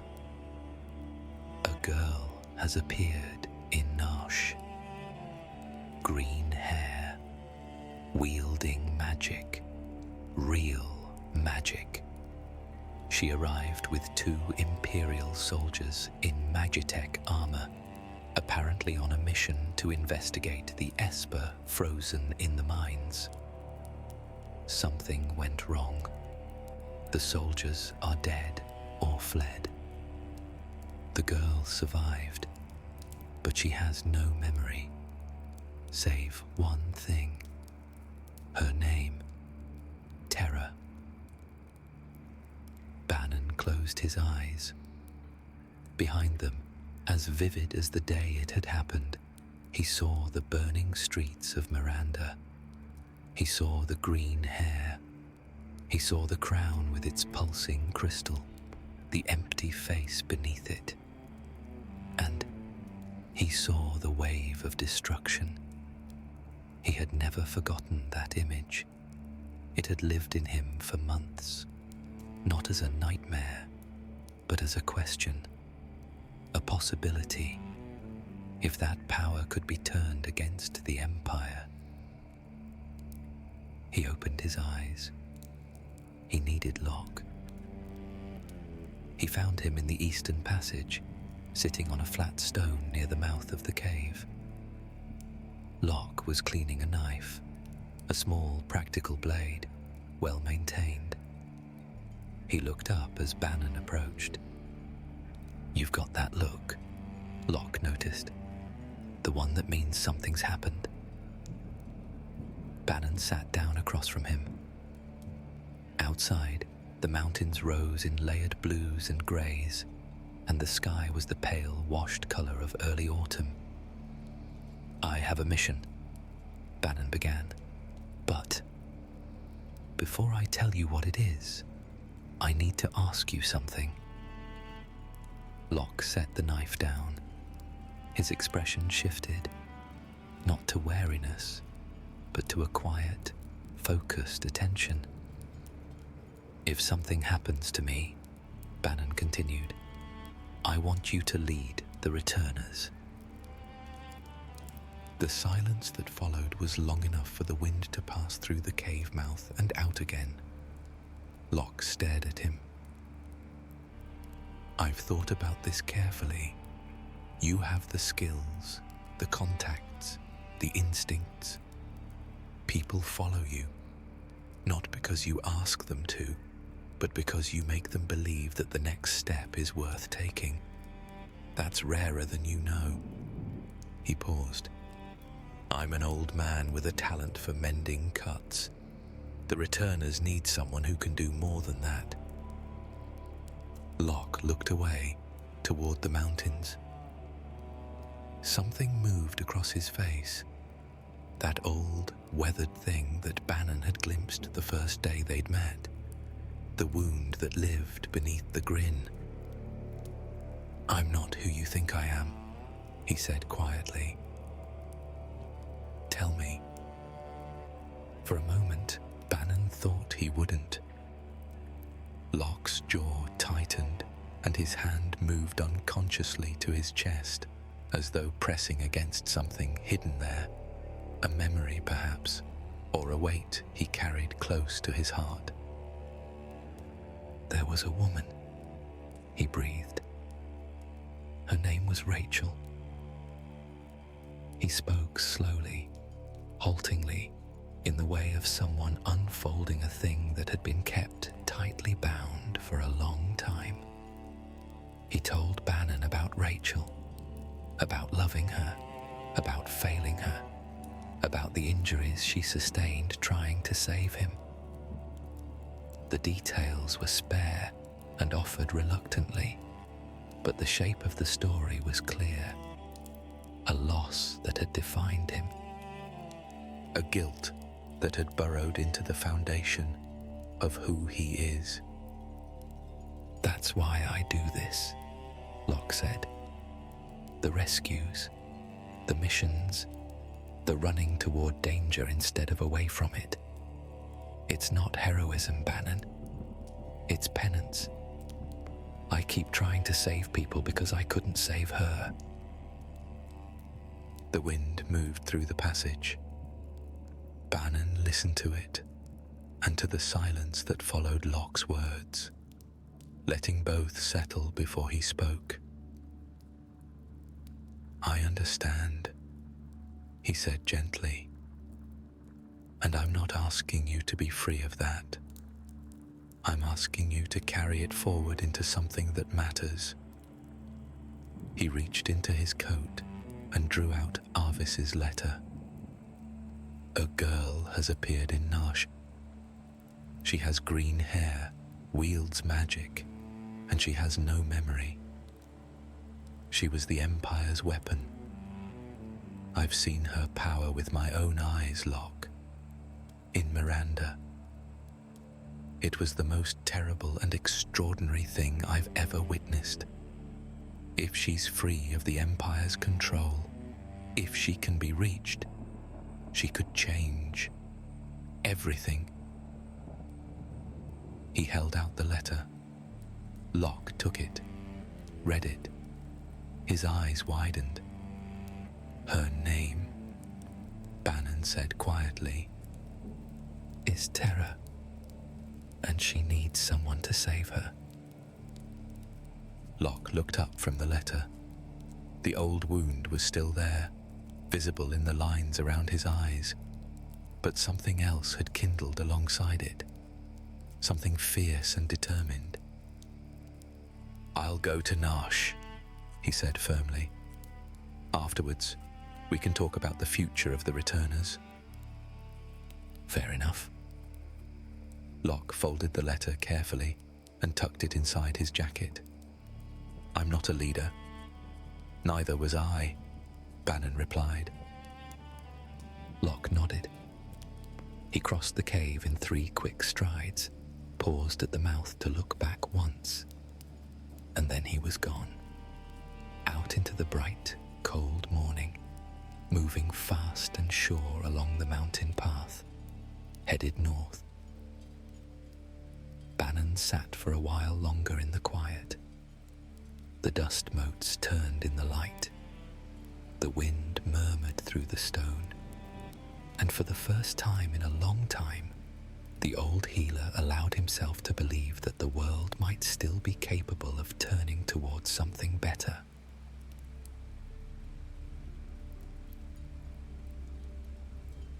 They came for her in the night. Not soldiers, Kefka. He arrived at her quarters with 4 guards and a smile that split his painted face like a wound.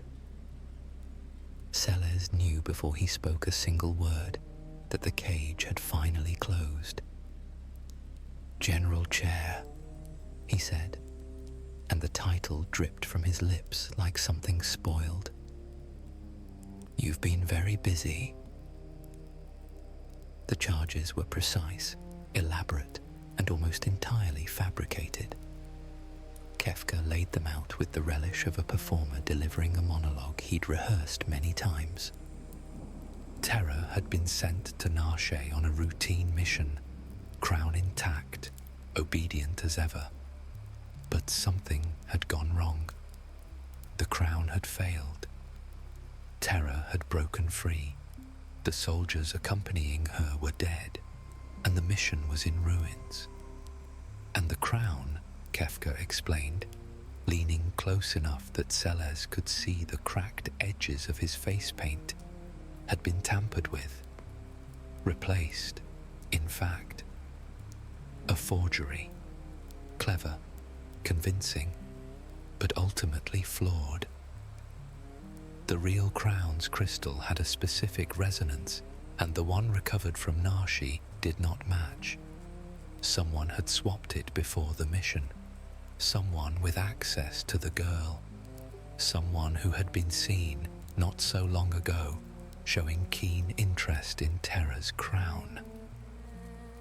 You, Kefka intoned with satisfaction.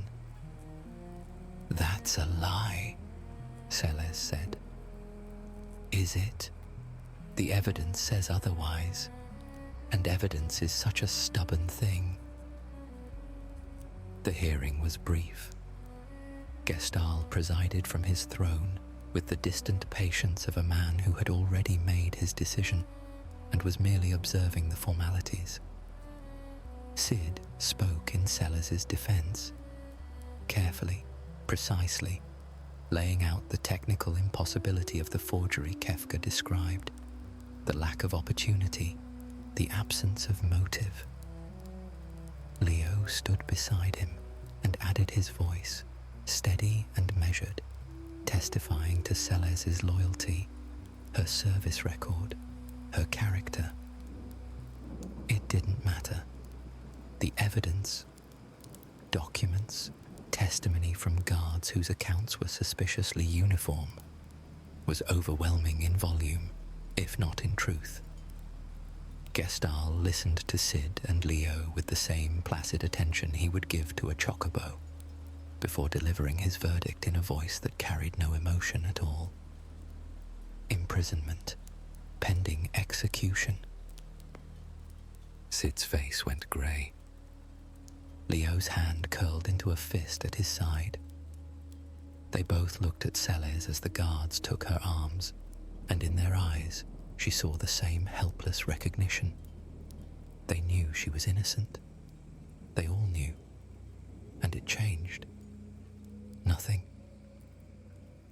She was taken to South Figaro and put in a secret cell beneath the mayor's mansion. It was cold, damp, and the only light came from a single torch in the passage outside the bars.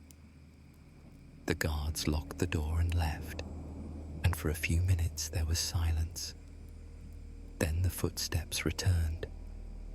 Light, uneven, theatrical. Kefka appeared beyond the bars, a silhouette framed in torchlight. He stood there for a moment, savouring the image before leaning against the iron with a contented sigh. "Ah, you know," he said, in the tone of someone making pleasant conversation. "I've waited a long time for this. It's been very tedious watching you walk around with that serious expression, playing at being the Empire's golden general. So righteous, so principled, so..." He waved a hand vaguely. "Tiresome." "You planted the evidence," Celes spat. "Every piece of it." "Did I? How industrious of me." He examined his fingernails with studied disinterest. "You know what always bothered me about you, Celes. It wasn't the morality, though. That was certainly irritating. It was the..." He stopped. His mouth twitched, and something flickered behind his eyes. Something hot, sharp, and perhaps envious. For a moment, the mask slipped, and Celes saw what lay beneath. The raw, consuming jealousy of a man who could not bear to share the stage. He caught himself. The mask slid back into place, smiling like a jester. "Your little magic infusion," he continued, his tone breezy again. "Sid's great achievement. Ice and frost, and all those quaint little parlour tricks. Very impressive, for what they are." He leaned closer to the bars. "But my infusion gave me something far more valuable. Clarity, the ability to see things as they truly are, without all the clutter of sentiment and doubt and conscience. You look at the world and see suffering. I look at the world and see..."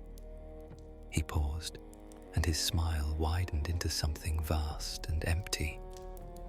"Possibility." He straightened, brushed an invisible speck from his sleeve, turned to go.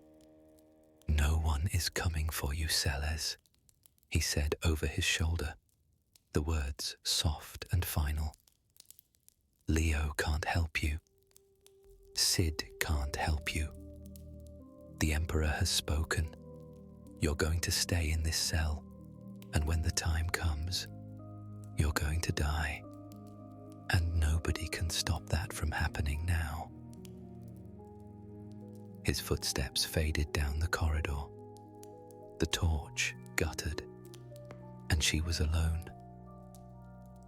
Celes sat on the cold stone bench, leaned her back against the wall, and closed her eyes.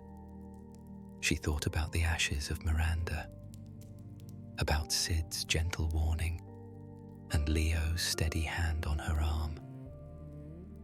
Her mind shifted to terror, now free from the slave crown, and the thought made her smile. She wondered what she would do with that freedom. Celes didn't sleep. The hours passed like cold water, slow and heavy. The torch outside burned low, and the darkness in the cell became absolute. Finally, succumbing to gravity's insistent pull, Celes closed her eyes. When she woke, she didn't know what day it was. Time had become unreliable. The cell had no window. She'd slept in fragments, brief collapses into unconsciousness that left her more exhausted than before. And so, from her position, shackled to the wall, Celes listened to the silence and tried not to think about what was coming. Then, a sound, a rustle, faint, deliberate, coming from the passage beyond her cell. The sound of bodies hitting the floor. Celes opened her eyes. A figure stepped into the torchlight. He was young, lean, sharp-featured, with a bandana tied around his forehead, and an expression that was both intensely serious and surprisingly warm. He moved to the bars of her cell and looked in at her. "My name is Locke," he said. "Don't worry. I'm going to rescue you." She looked up at the stranger. There was something there. The certainty in his voice, the determination in his eyes, and Celes felt something ignite within her chest. Something that felt like hope.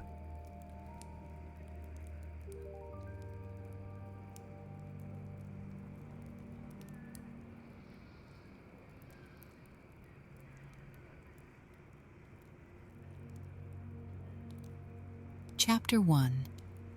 A New Year. The morning light came soft through the windows of the Arrowny cottage, pale gold filtering through curtains that Relm's mother had sewn a lifetime ago.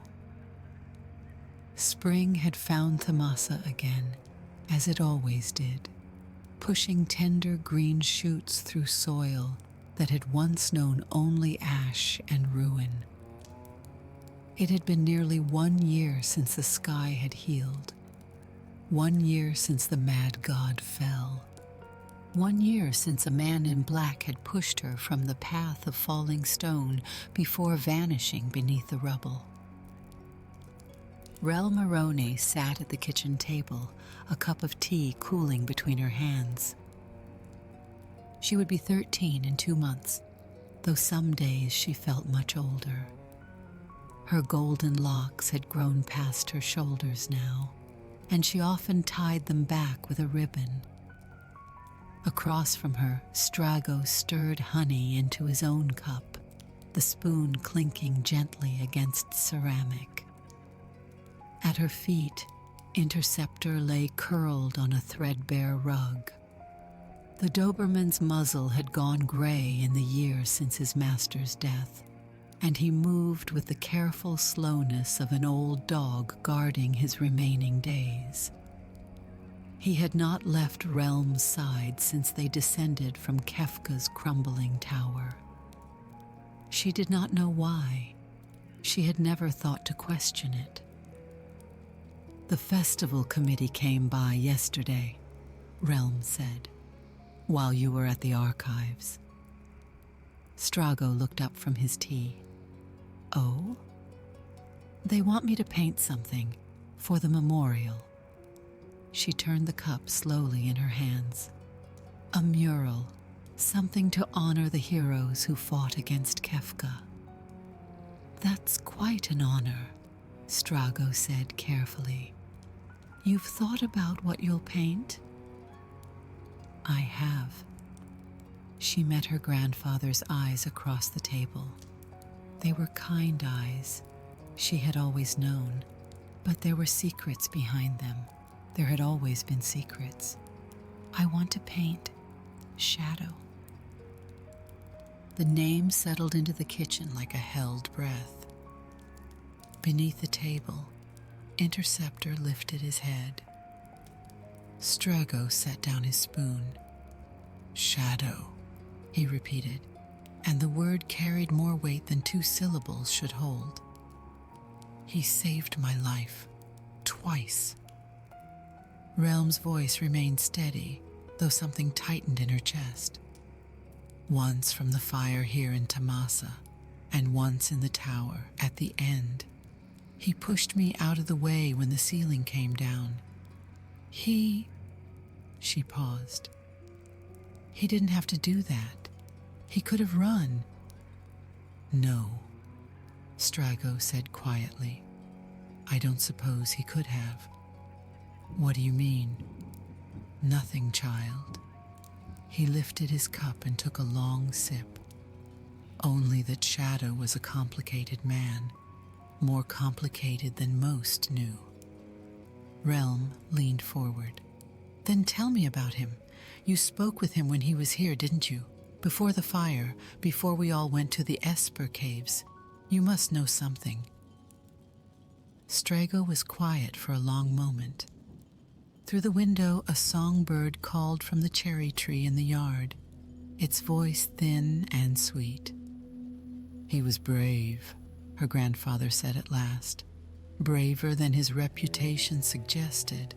He kept to himself, spoke little, trusted less.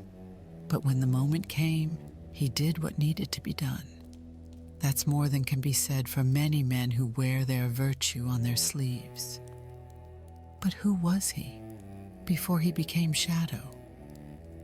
Strago's hand trembled slightly as he set down his cup. I couldn't say, Relm. The man guarded his past more closely than any treasure. Whatever he was before, he buried it deep. It was not a lie. Relm could tell that much, but it was not the whole truth either. She had spent enough years watching her grandfather's face to know when he was holding something back. The knowledge sat between them, unspoken, as present as the steam rising from their tea. If you remember anything else, Relm said slowly, will you tell me? I'll tell you what I can, Strago replied, and that she knew was not the same thing at all. The market square of Tamasa had returned to something like its former self. Stalls lined the cobblestones where fire had once raged, bright now with spring vegetables and jars of preserved fruit. The fountain at the square's center burbled peacefully, rebuilt stone by stone in the months after the world's mending. Relm made her way between the vendors, a canvas bag over her shoulder, Interceptor padding stiffly at her heels. She was selecting brushes from old Mira's stall when a voice called out behind her. Little Aroni, buying paints again, are we? Relm turned to find Orin leaning against a stack of crates, a wine-stained apron stretched across his considerable belly. He was a fishmonger by trade and a gossip by calling, his stall perpetually surrounded by those who came not for the catch, but for the currency of rumor. His smile revealed teeth that had seen better decades. Hello, Orin. Heard you're doing the memorial painting this year. He ambled closer, hands tucked into his apron pockets. Quite the honor for a girl your age. What's the subject, then? Figaro's young king? The general's daughter? That wild man who suplexed a train? He chuckled at his own words. Shadow, Relm said. The chuckle died. Oren's eyebrows rose toward his receding hairline. Shadow? The assassin? The hero, Relm corrected. He died fighting Kefka. He saved people. He saved me. Oren sucked air through his teeth, a low whistle that carried notes of skepticism. Well now, I suppose even the worst of men can find redemption at the end. But are you sure you want to immortalize that one? The stories I've heard. What stories? She should not have asked. She knew the kind of tales Oren traded in. Half-truths wrapped in speculation, seasoned with invention. But Shadow had been a cipher, and ciphers collected stories the way still water collected reflections. Oren glanced left and right, the practiced gesture of a man who wanted to ensure he had an audience. Several passers-by had already slowed their steps. They say he started as a train robber, Oren began, his voice dropping to a theatrical murmur. Ran with a partner, some fellow named Baram. The Shadow Bandits, they called themselves. Terrorized the northern railways for years. Then something happened, no one knows quite what, and Shadow went solo. He paused for effect. That's when he became truly dangerous. Relm said nothing. Interceptor sat beside her, ears pricked forward. An assassin for hire, Oren continued. No job too dark, no target too protected. They say he killed a magistrate in Jidur with nothing but a throwing star and 3 seconds of darkness. They say he once walked into a bandit camp of 30 men and walked out alone, every soul behind him silent and still. His eyes glittered with the pleasure of his own telling. They say he had no heart at all, just a cold, empty space where feeling ought to be. They say a lot of things, Relm said quietly. Aye, they do. But where there's smoke, little Aroni, there's fire. A man doesn't earn a reputation like Shadow's through kindness and charity. Relm thought of the burning house, the heat of it, the impossible heat, and the smoke that had filled her lungs. She thought of the figure who had emerged from that inferno, dark as a silhouette cut from night itself, and how he had carried her into the clean air without a word. She thought of the tower crumbling around them, and the sudden force of hands against her shoulders, shoving her clear as stone came down like judgment. A man with no heart would not have done those things. A man with no heart would have let her burn, would have let her fall. Thank you for the stories, Oren. She gathered her brushes and dropped coins into Mira's waiting palm. But I think I'll paint what I saw, not what people say. Oren shrugged, already turning back toward his stall. Suit yourself, but don't be surprised if the truth is darker than you'd like. Some men are shadows all the way through. Relm walked home with the afternoon light warm on her shoulders, and Interceptor's graying form beside her. The gossip's words circled in her mind like leaves caught in a slow wind. Train robber, assassin, killer. The stories did not match the man who had died for her. They did not match the way Interceptor still waited by the door some evenings, watching for a master who would never return. There was more to Shadow than rumor and reputation. There had to be, and Relm intended to find it. Chapter 2. First Brushstrokes.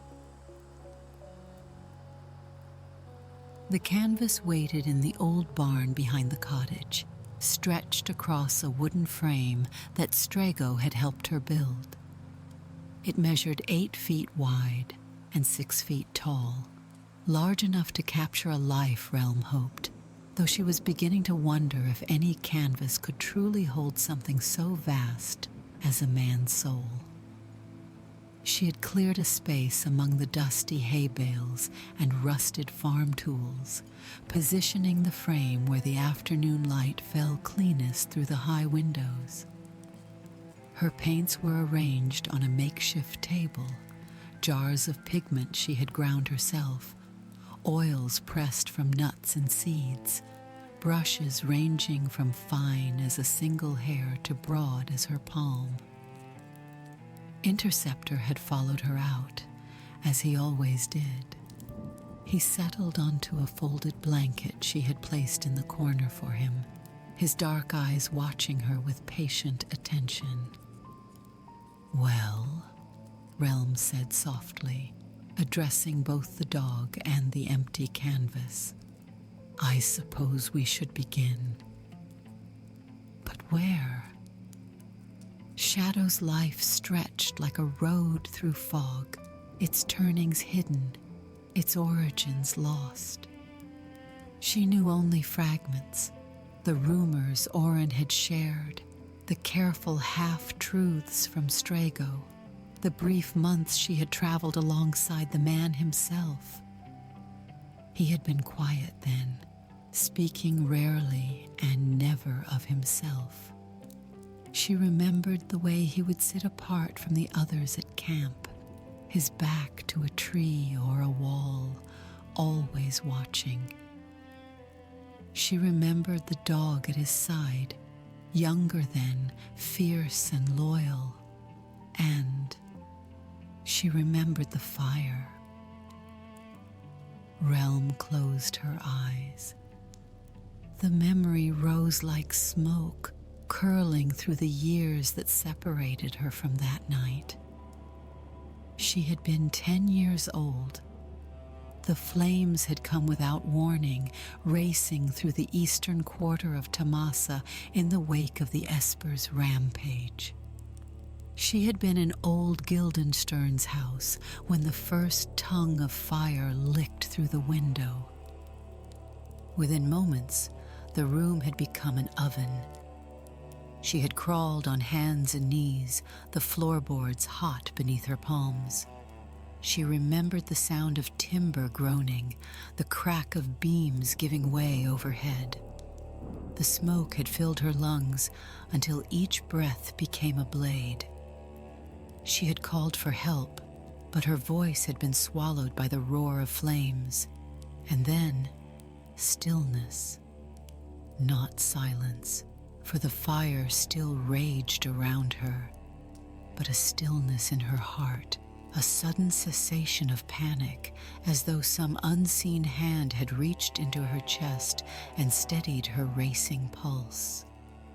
She had looked up through the haze of smoke and seen a figure moving toward her. He walked through the flames as though they were nothing more than curtains of silk. His face was hidden behind a cowl and a mask of black cloth, only his eyes visible, and even those were obscured by shadow. But she had felt his gaze upon her, steady and sure. He had not spoken. He had simply lifted her into his arms, one hand supporting her back, the other hooked beneath her knees, and carried her through the burning doorway into the night beyond. She remembered the shock of cool air against her scorched skin. She remembered the way he had set her down on the grass, checked that she was breathing, before walking away without a single word. Relm opened her eyes. The canvas still waited, blank and patient. She lifted her brush. The first stroke was always the hardest. Her teachers in the old days, before the world ended and began again, had told her that a painting lived or died in its first stroke. set down the wrong line, and everything that followed would carry the weight of that error. Set down the right one, and the image would unfold like a flower finding the sun. She began with darkness. A wash of deep indigo spread across the upper portion of the canvas, bleeding into black at the edges. This was the smoke, the night sky obscured by ash, the shadows that clung to the burning building like mourners around a pyre. She worked quickly, letting instinct guide her hand. The color pooled and spread, finding its own shape, its own truth. Next came the fire. Pigments of orange, red, and yellow she had mixed herself, layered over the darkness in careful strokes. Flames should never be painted too precisely, she had learned. Fire was chaos given form, and to render it too clearly was to rob it of its nature. Hours passed. The light through the barn windows shifted from gold to amber to the deep rose of approaching dusk. Relm barely noticed. She was lost in the work, lost in the memory. Her brush moving as though guided by something beyond conscious thought. When she finally stepped back, the foundation had taken shape. A burning building, half collapsed, timbers jutting like broken bones against a smoke-dark sky. Flames crawling up the walls, reaching for the heavens with hungry fingers. And there, emerging from the doorway, a figure in black. She had not yet painted his face. The mask, the cowl, the shadows that hid everything but those watching eyes. But the shape of him was there, tall and lean, cloak flowing behind him like an extension of the night itself, arms cradling a small form against his chest. A child, herself, though she had not painted her features either. Only the suggestion of a girl, yellow hair bright against the darkness, face turned into the stranger's shoulder. And beside him, just visible through the smoke, the sleek, dark shape of a dog. Relm set down her brush. Her fingers ached, but something had settled in her chest, some knot of uncertainty that had begun to loosen. He was more than they say, she murmured. I know he was. The next day, Relm was working on the figure's red sash when she heard footsteps crunching through the hay outside the barn. Hello? A voice called, young, uncertain, cracking slightly. Relm? I'm in here, she called out. A boy appeared in the doorway, silhouetted against the bright morning light. He was perhaps a year older than Relm, gangly and sun-browned, with a shock of unruly red hair that stuck up in several directions at once. She recognized him vaguely. Tam, the miller's son, though she had never spoken more than a handful of words to him in all her years in Tamasa. My mother sent bread, he said, holding up a cloth-wrapped bundle. For you and Master Strago. She says you've been working too hard and probably forgot to eat. That's kind of her. Relm wiped her hands on a rag and accepted the offering. The bread was still warm, and the smell of it made her stomach growl in sudden recognition of its own neglect. Thanks, Tam. Sure. He lingered in the doorway, eyes drifting past her to the canvas beyond. Is that the memorial painting? Yeah, but it's not finished.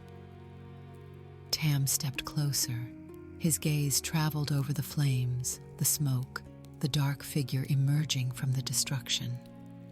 "That's Shadow," he said. "The assassin." "Yes." Tam was quiet for a moment. I saw him once," he admitted. "That day, the day of the fire." Relm turned. "You did?" "Not during the fire itself. Before." The boy shifted his weight, uncomfortable with her sudden attention. "He came into town that morning, early, before most folks were awake. I was helping my father open the mill. We saw him walking through the square." "Where was he going?" Tam hesitated. The cemetery," he said at last. "I thought it was odd, a stranger, all in black, heading for the graves at dawn. So He flushed slightly. "I followed him, just to the edge of the wall." Relm's heart had begun to beat faster, though she could not have said why. "What did he do there?" "He stood at one of the graves. Just stood there for a long time. Didn't move, didn't speak. The dog sat beside him the whole while." Tam glanced at Interceptor. "Eventually, he just left, walked back down the hill and into the village. I didn't think much of it at the time." "Which grave?" The question came out sharper than Relm intended. Tam flinched slightly. "I'm not certain. I was far away, and the stones all look alike from the wall." He paused. "But I think it was the one on the eastern side, near the old willow tree." "The eastern side, near the willow." Relm knew that grave. She had stood before it 100 times, tracing the letters carved into weathered stone. "Aria Aroni, beloved daughter, cherished mother. May she find peace in the star's embrace." Her mother's grave. "Are you all right?" Tam asked. "You've gone pale." "I'm fine," she assured. "Thank you for telling me, and thank your mother for the bread." "Of course." Tam retreated toward the door. I'll leave you to your work then." He was gone before she could respond, his footsteps fading across the yard. Relm stood motionless before her canvas. The painted figure of Shadow stared back at her, faceless, unknowable, forever frozen in the act of carrying a child from the flames. Why would a stranger visit her mother's grave? Shadow had come to Tamasa as a hired blade, a mercenary attached to the freedom fighters called the Returners. He had no ties to this village, no history with its people. Or did he? Relm thought of Strago's careful words, his hesitations and deflections. She thought of the way Shadow had looked at her sometimes, in the quiet moments between battles. A look she had not understood, had dismissed as mere wariness or assessment. A look, she realized now, that might have been something else entirely. The questions multiplied in her mind, each one giving birth to a dozen more. She did not have answers, but she knew, with sudden and terrible clarity, that her grandfather did.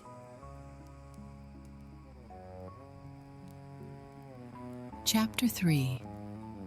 The brightest light casts the darkest shadow. The walk back to the cottage felt longer than it had ever been before. Relm moved through the familiar streets of Tamasa. as though seeing them for the first time. The baker's shop where she had bought pastries as a child. The garden where old Guildenstern had taught her the names of flowers. The weathered stone fountain where she had played in the summers before the world broke and healed itself again. Each landmark of her childhood now seemed strange, as though viewed through warped glass. She found Strago in the sitting room, a heavy tome open on his lap, reading spectacles perched on the end of his nose. He looked up as she entered, and something in her expression must have warned him, for the welcoming smile faded from his face before it had fully formed. "Relm, what's wrong?" She stood in the doorway. She did not trust herself to move further into the room. Why did Shadow visit Mother's grave? The words fell between them like stones. Strago's face went pale. I don't know what you mean." "Don't." Her voice cracked on the word. "Please don't lie to me. Not again. Tam saw him. The day of the fire, before everything happened. Shadow walked up to the cemetery at dawn and stood at Arya's grave. He stood there for a long time, grandfather. A stranger, a hired assassin, standing at my mother's grave. Why would a stranger do that?" Strago closed his eyes. Because he wasn't a stranger. The words were barely a whisper. "What?" "He wasn't a stranger, Relm." Strago opened his eyes, and there were tears in them. Tears she hadn't seen since they buried her mother 7 years ago, when the fever took her. "I should have told you long ago. I promised myself I would when you were older, when you were ready. But the years passed, and the words never came. And then he was gone." "Tell me now," she insisted. Strago drew a long, shaky breath. His hands gripped the arms of his chair as though anchoring himself against some invisible tide. When Shadow came to Tamasa with the returners, I recognized something in him. Not his face, that was hidden as always, but the way he moved, the way he held himself. There was something familiar in it, something I couldn't place. He paused. On the second night, after the others had gone to sleep, I confronted him. I asked him to show me his face. "And did he?" "Not at first. He told me that the man I was looking for was dead, that he had been dead for many years, and that the face beneath the mask was nothing but a ghost." Strago's voice grew thick with old grief. But I pressed him. I told him that I had known that face once, and that I deserved to see what had become of it. And finally, he drew back his cowl. The room had grown very quiet. Even Interceptor sat motionless, ears forward, as though he too were waiting for what came next. Who was he?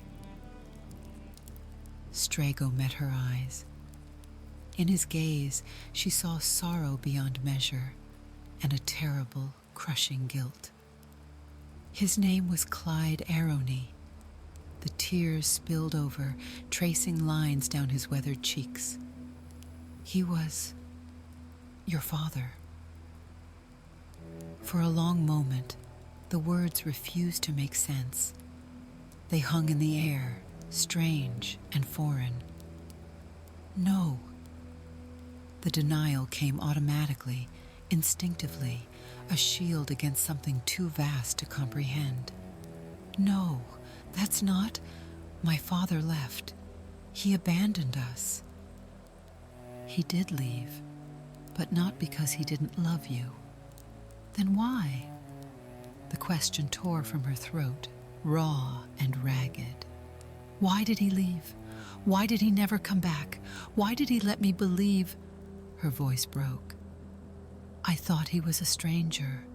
When he saved me from the fire, I figured he had a death wish.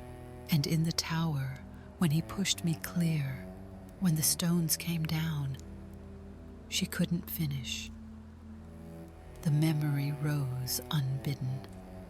The terrible roar of collapsing masonry, the force of hands against her shoulders, the last glimpse of a black-clad figure vanishing beneath an avalanche of broken stone.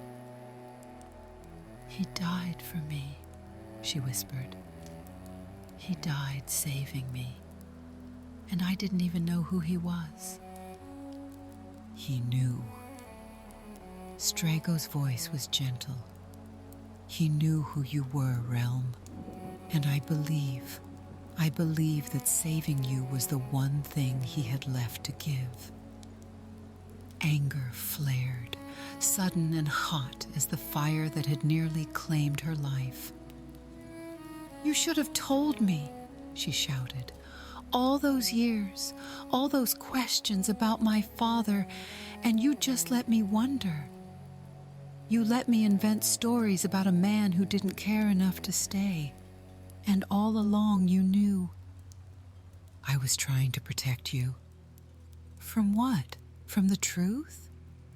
She laughed, and the sound was bitter as ash. Was it really protection, grandfather? Or was it just easier to pretend he had never existed at all?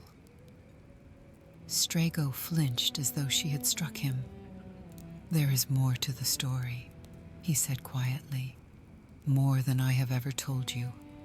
Your mother left a diary, and there's a letter from Clyde, written the night he left. Where? In the attic, in the chest with your mother's things. I kept them there all these years. I thought someday. But Relm was already moving, already climbing the narrow stairs to the upper floor, Strago's pleas trailing behind her. She did not look back. The attic was dim and dusty, lit only by the pale glow filtering through a single grimy window. Relm had not ventured up here in years. The space was crowded with the detritus of generations, broken furniture, moth-eaten tapestries, and cobwebs that draped the rafters like funeral shrouds. The chest sat in the far corner, half buried beneath a stack of mildewed quilts. It was made of dark oak, banded with iron, and upon its lid was carved a single word, Aria. Relm knelt before it. Her hands trembled as she lifted the heavy lid. Inside, arranged with loving care, lay the remnants of her mother's life. A pressed flower, brown and fragile, a ribbon the color of summer sky, a small portrait in a tarnished frame, Aria at perhaps 20 years old, smiling, her blonde hair crowned with wildflowers. Relm had seen this portrait before, had studied its every detail as a child hungry for any glimpse of the mother she barely remembered. Beneath the portrait, wrapped in a cloth of faded velvet, lay a leather-bound book, the diary. The leather was soft with age, worn smooth where her mother's fingers must have rested 1,000 times. She opened it to the first page. This journal belongs to Aria Aroni of Tamasa, wife, mother, keeper of secrets I never thought I'd hold. Relm turned the pages slowly, scanning the entries. Her mother's handwriting was elegant but hurried, the script of someone who thought faster than her pen could follow. There were passages about daily life in Tomasa, festivals attended, herbs gathered, minor disagreements, simple things, the small currency of an ordinary life. Then she found it. 17th day of the harvest moon. Something extraordinary happened today. Father found a man collapsed on the northern road, half dead from blood loss, barely breathing. He was young, perhaps a year or two older than me, with dark hair and a face that might have been handsome if it weren't so pale and drawn. He had been stabbed, Father said, multiple times. Whatever trouble he was running from, it had nearly caught him. We brought him home. What else could we do? He is resting now in the spare room, and I have been tasked with changing his bandages and monitoring his fever. He has not yet woken. I wonder what his name is. I wonder what he is running from. I wonder if he will live long enough for me to ask. 23rd day of the harvest moon. He woke today. His name is Clyde. He would not tell me anything else, not where he came from, not how he was injured, not why he was traveling alone on a road that leads nowhere but the sea. He thanked me for tending to his wounds, his voice rough from disuse, and there was something in his eyes when he looked at me, something wary and afraid, like a wild animal that expects to be struck. I told him he was safe here. I don't know if he believed me. 5th day of the frost moon. Clyde is healing well, though he still flinches when Father enters the room. He trusts me a little more now, I think. We talk sometimes in the evenings when the house is quiet. He asks about Tomasa, about its history and its people. He seems genuinely curious, though he deflects every question I ask about his own past. There is a gentleness in him that surprises me. He helped me carry water from the well yesterday, though the effort clearly pained him. When I scolded him for straining his wounds, he smiled, a small, fleeting thing, gone almost before I could register it. But it changed his face entirely. For just a moment, he looked like someone who remembered what it meant to be happy. 19th day of the frost moon. I know now why Clyde was running. The news came from a traveling merchant. The Empire is hunting someone called the Shadow Bandit, a train robber, they say, who terrorized the northern railways for years before disappearing. There is a bounty on his head large enough to buy a lordship. The merchant described him, dark hair, lean build, a scar on his left shoulder from a knife wound that almost killed him. Clyde has a scar on his left shoulder. I have not told Father. I don't know why. Perhaps because I look at Clyde and I cannot see a criminal. I see only a man who flinches at loud noises and cannot sleep without a candle burning. I see someone who watches me when he thinks I'm not looking, and quickly turns away when I catch his eye. I see someone who needs very badly to be forgiven, though he has not yet found the words to ask. 3rd day of the new sun. He told me everything today. We were sitting by the fire, Father already asleep in his chair, and Clyde began to speak. The words came slowly at first, halting and reluctant, as though each one cost him something precious. He told me about the trains, about his partner Bahram, about the life they had led before it all went wrong. He told me about the night Bahram was injured, the impossible choice Clyde faced, the guilt that had driven him to run until he could run no further. He wept. I have never seen a grown man weep like that, silent, shaking, as though his body couldn't contain the grief any longer. I held him until the trembling stopped. I did not speak. There was nothing I could say. When it was over, he looked at me with those dark eyes and said, "You should send me away. I've brought nothing but ruin to everyone who's ever been close to me." I told him that wasn't his choice to make. I think I might be falling in love with him. 27th day of the bloom moon. We were married today. It was a small ceremony, just Father, old Guildenstern, and a few trusted neighbors.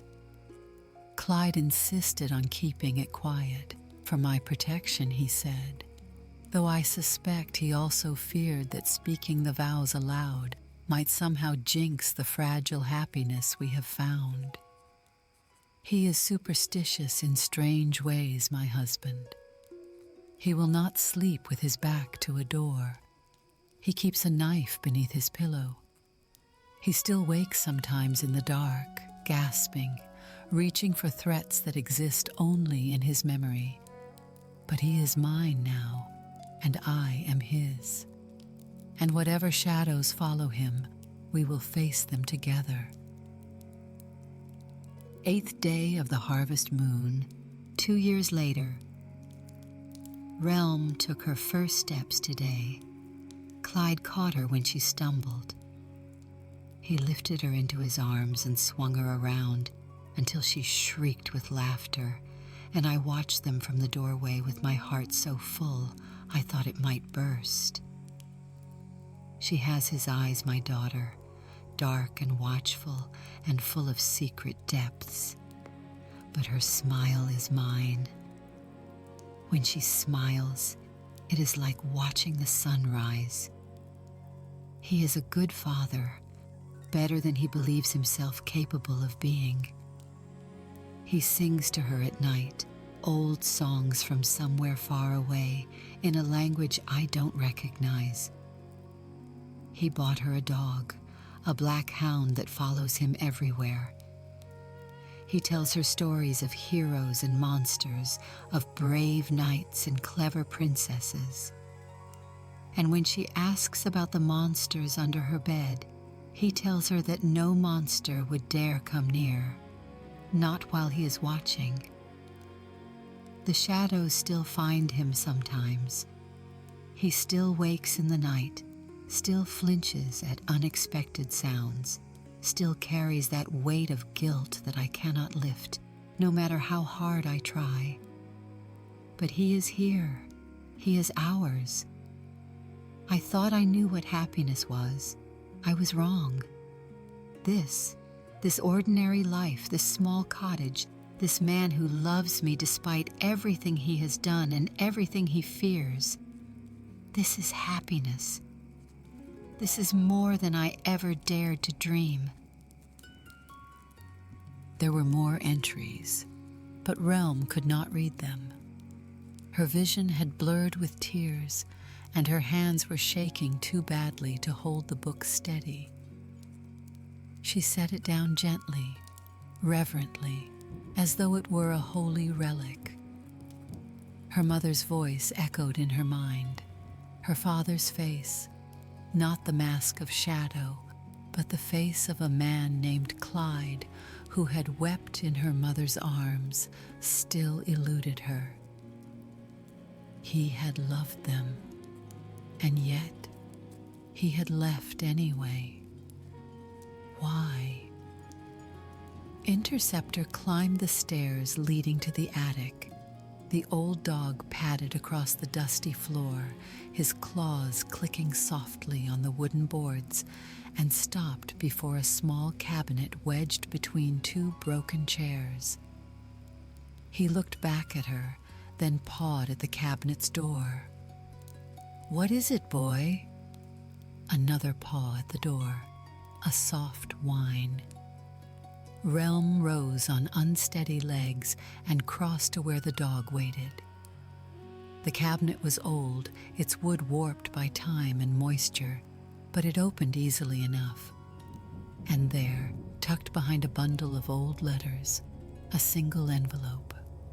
It was addressed in handwriting she did not recognize to Strago Magnus.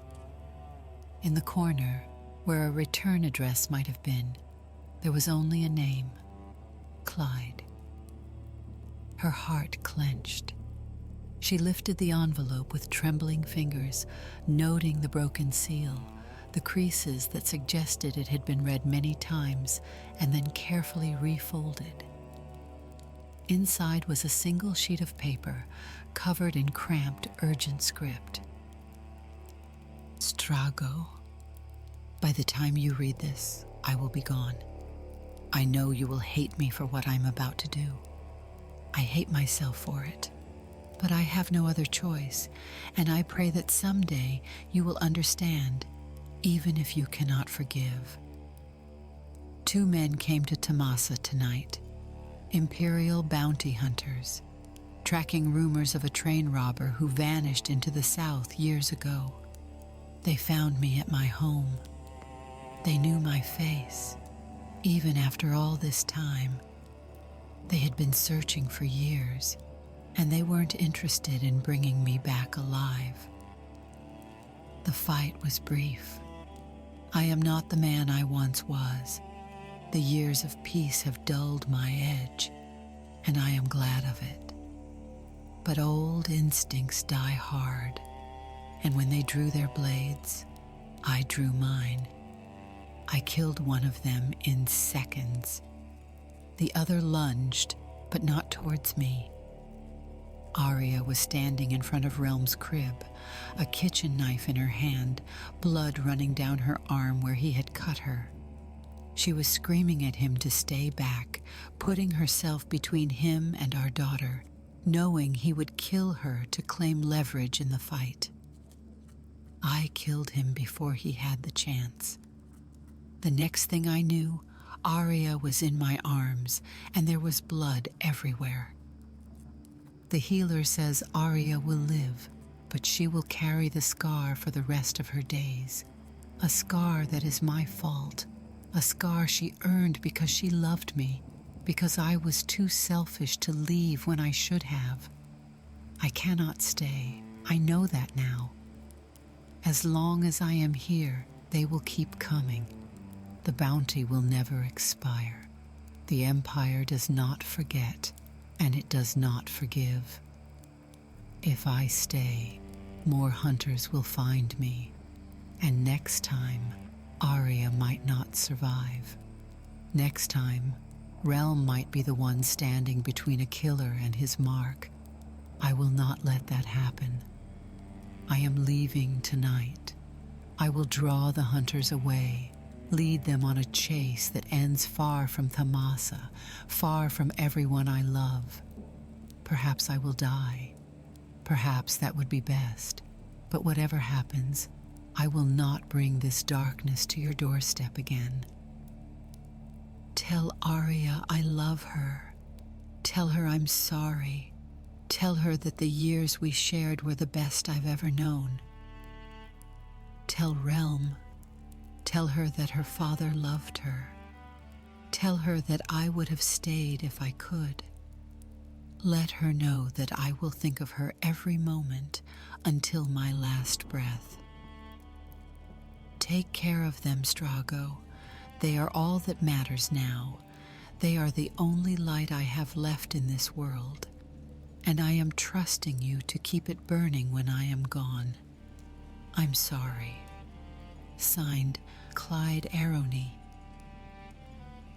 The letter fell from Relm's nerveless fingers. She sat in the dusty attic, surrounded by the remnants of a life she had never known, and wept until there were no tears left to shed. When she finally descended the stairs, the cottage was dark. Evening had fallen, and the shadows stretched long across the floor. She found Strago exactly where she had left him, still sitting in his chair, staring at nothing. He looked up as she entered. In her hand, she carried the letter. "Tell me what happened," she said. Her voice was hoarse, scraped raw. All of it. Everything you remember. Strago closed his eyes. When he opened them again, they were filled with an old, familiar grief. I arrived after the attack, he began quietly. Arya was bleeding on the floor. The wound was deep, and she was pale as death. We carried her to the healer. Clyde sat by her bedside all night. He didn't speak. He didn't sleep. He just held her hand and watched her breathe. And there was something in his eyes, something broken.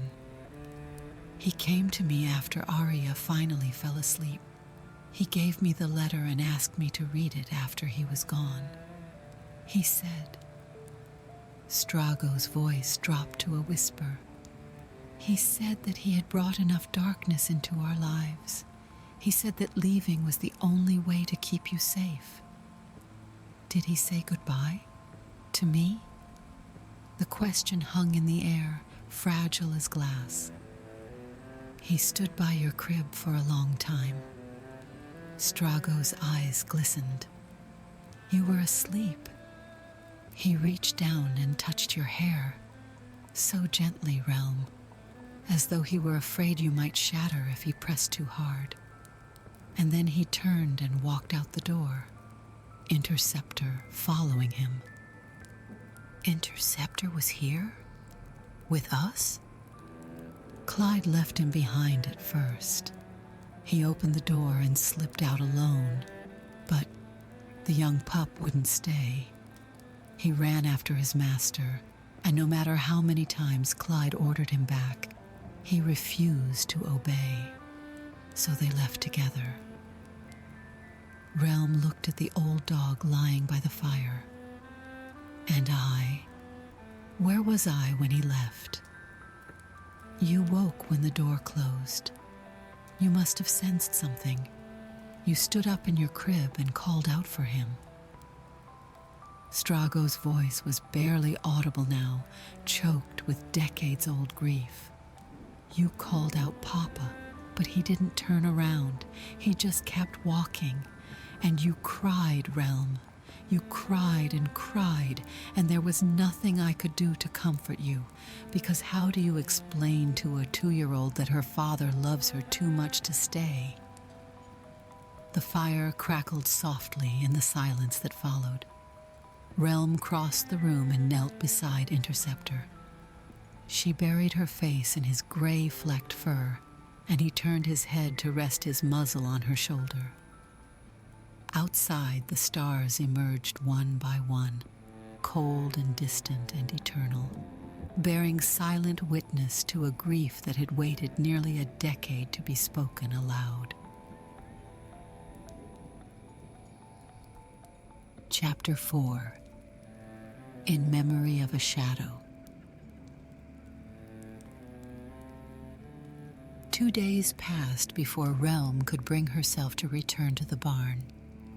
She spent those days in a kind of quiet suspension, moving through the cottage like a ghost through familiar halls. She ate when Strago placed food before her. She slept in fits and starts, her dreams filled with fire and falling stone and a dark-cloaked figure who always stood just out of reach. She read her mother's diary again and again and again, until the words had worn grooves into her memory. Interceptor never left her side. He slept at the foot of her bed, followed her from room to room, pressed his warm weight against her legs when she sat too still for too long. She understood now why he had stayed. She understood so many things she had never thought to question. On the morning of the 4th day, she woke before dawn and found her feet carrying her across the dewy grass to the barn. The canvas waited where she had left it, the half-finished image of a man emerging from flames. She stood before it as the first pale light crept through the windows, studying the work with new eyes. The figure she had painted was accurate enough, the shape of him, the flow of his red sash, the child cradled against his chest. But it was incomplete. It showed only what the world had seen, the mask, the mystery, the legend. It did not show the man. Relm lifted her brush. She worked through the morning and into the afternoon, stopping only when the light grew too dim to distinguish colors. She returned the next day, and the next, and the one after that. The painting grew beneath her hands like a living thing, expanding beyond the boundaries she had originally imagined, demanding more space, more truth, more of herself than she had known she possessed. She painted the train first. It emerged from the left side of the canvas, rendered in shades of iron and coal smoke. A northern express thundering through a mountain pass, its windows bright with lamplight, its wheels throwing sparks against the darkened rails.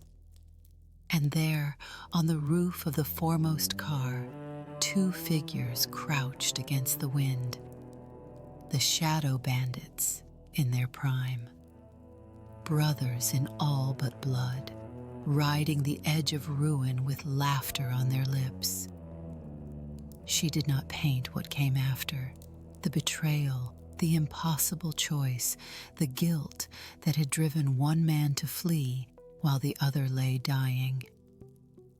Some things were not meant to be rendered in pigment and oil, but she painted the weight of it in the younger man's posture, a slight bow to his shoulders, a tension in his frame that spoke of burdens too heavy to set down. Next came the assassin. She painted him in the center of the canvas, larger than the other figures, dominant as a thundercloud against a summer sky. Here was the shadow the world had known, masked and cloaked, a blade gleaming in each hand, eyes cold as winter starlight. She rendered him standing atop a moonlit rooftop, the city of Vector sprawling beneath him, imperial banners snapping in the wind. A figure of death, a dealer in endings, the nightmare that stalked the powerful in their sleep. But she painted something else, too, a softness around those cold eyes, a hesitation in the grip that held those gleaming blades. The assassin had been real. She did not doubt the stories, did not flinch from the truth of what her father had done to survive. But he had been more than his kills, more than his reputation, more than the fear he inspired in those who spoke his name in whispers. He had been a man trying to outrun his own shadow. And shadows, Relm knew, could never truly be escaped. The third section of the mural was the hardest to paint. She rendered it on the right side of the canvas, opposite the train, a small cottage with a thatched roof, smoke curling from its chimney, moon petals blooming in the garden beneath the window. A woman stood in the doorway, dark-haired and smiling, her hand resting on the frame as though reluctant to step inside and leave the evening air behind.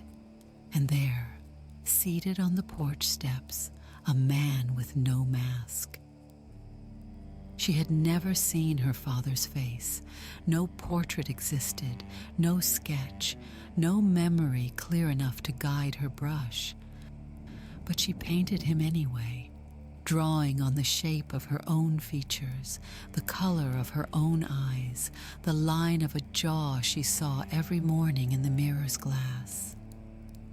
He was younger here than he had been in the tower, younger and softer and whole in a way that the assassin had never been. In his arms, he held a child, a girl with yellow hair, bright as spring sunlight. He was looking down at her, and on his face, his unmasked, unguarded face, was an expression of such profound and tender love that Relm had to stop painting for a while, until her vision cleared and her hands stopped shaking. The final figure she saved for last. He stood at the bottom of the canvas, beneath the cottage, beneath the assassin, beneath the train and its fleeing bandits. He stood in the rubble of a shattered tower, dust and debris still falling around him, his cloak torn and bloodied, his mask askew. One arm was raised, frozen in the act of pushing someone clear of a falling stone. The other hung limp at his side, broken, useless. The hero. She painted light streaming down from above, not the harsh light of destruction, but something softer, something almost holy. It fell across his shoulders like a benediction, illuminating the dark fabric of his cloak, catching the edges of his mask, turning the dust motes around him into drifting stars. He was falling. The stones were coming down. In another moment, he would be gone, but his eyes, visible beneath the askew mask, dark and deep as midnight pools, were fixed on something beyond the frame, something the viewer could not see. And in those eyes, there was no fear, no regret, only a vast and quiet peace. The peace of a man who has finally found something worth dying for. Relm set down her brush. The mural stretched before her, 8 feet of canvas filled edge to edge with the life of a man the world had known only as shadow. Train robber, assassin, husband, father, hero. Each face rendered in careful detail, each moment captured with the precision of memory and the grace of imagination. And at the center of it all, connecting every image like threads in a vast tapestry, a single figure repeated in a dozen subtle ways. A dark hound with watchful eyes, standing guard over every version of his master. Interceptor padded forward and pressed his nose against the painted image of himself. "I see him now," Relm whispered. "I finally see him." The loyal hound looked up at her, and in his eyes she thought she glimpsed something like approval. The anniversary festival came to Tomasa on a day of perfect autumn light. The village square had been transformed. Streamers in a dozen colors hung between the lampposts, and the fountain at the center burbled with water dyed the pale blue of a cloudless sky. Merchants had set up stalls along the cobblestones, selling honey cakes and roasted nuts and small painted trinkets meant to commemorate the day. Children ran laughing between the legs of adults, their voices high and bright, untouched by the memories that haunted their elders. 1 year ago, the world had ended. 1 year ago, a mad god had fallen from his throne of ruin, and the land had begun, slowly, painfully, to heal. Relm stood at the edge of the square, the covered mural on a wheeled platform beside her. Strago waited nearby, his hand resting on her shoulder. Interceptor sat at her feet, gray-muzzled and dignified, bearing the weight of his years with patient grace. The crowd gathered as the sun reached its zenith. She recognized faces from her childhood. Old Guildenstern, leaning on his cane, Mira the brush seller, her apron still stained with pigment, Oren the gossip, for once respectfully silent. And there were strangers, too, travelers who had come from distant towns to pay their respects, survivors who had fought in battles Relm had only heard stories about, pilgrims seeking some small measure of closure in a world still learning how to hope. The mayor, a plump, kindly woman named Sarah, stepped forward and raised her hands for silence. 1 year ago today, she began, her voice carrying across the hushed square, we stood together in the shadow of despair. A tyrant had broken the world, and we did not know if it could ever be mended. But it was, by courage, by sacrifice, by the efforts of heroes whose names we will never forget. She turned to Relm. Today, we honor one of those heroes, a man who gave his life so that others might live, a man who walked through fire and darkness and emerged in the end as something more than the legends had made him. Sarah smiled gently. Relm Aroni has painted a tribute to his memory, and now she will share it with us all. The crowd fell silent. Every eye turned to the covered platform. Relm stepped forward. Her heart was pounding, but her hands were steady. She had cried all her tears in the attic, in the barn, in the quiet hours of sleepless nights. What remained now was something harder than grief, something that felt almost like peace. She gripped the edge of the cloth. Before I show you this painting, she began, I need to tell you something that I didn't know myself until a few days ago. She looked out at the assembled faces. Strago's eyes glistened with unshed tears. Interceptor's tail brushed gently against her ankle. The man you knew as Shadow was born Clyde Aroni. He was a train robber in his youth, an assassin in his later years, and a hero at the end. But before all of that, before the masks and the legends and the blood, he was something simpler. Her voice caught. He was my father.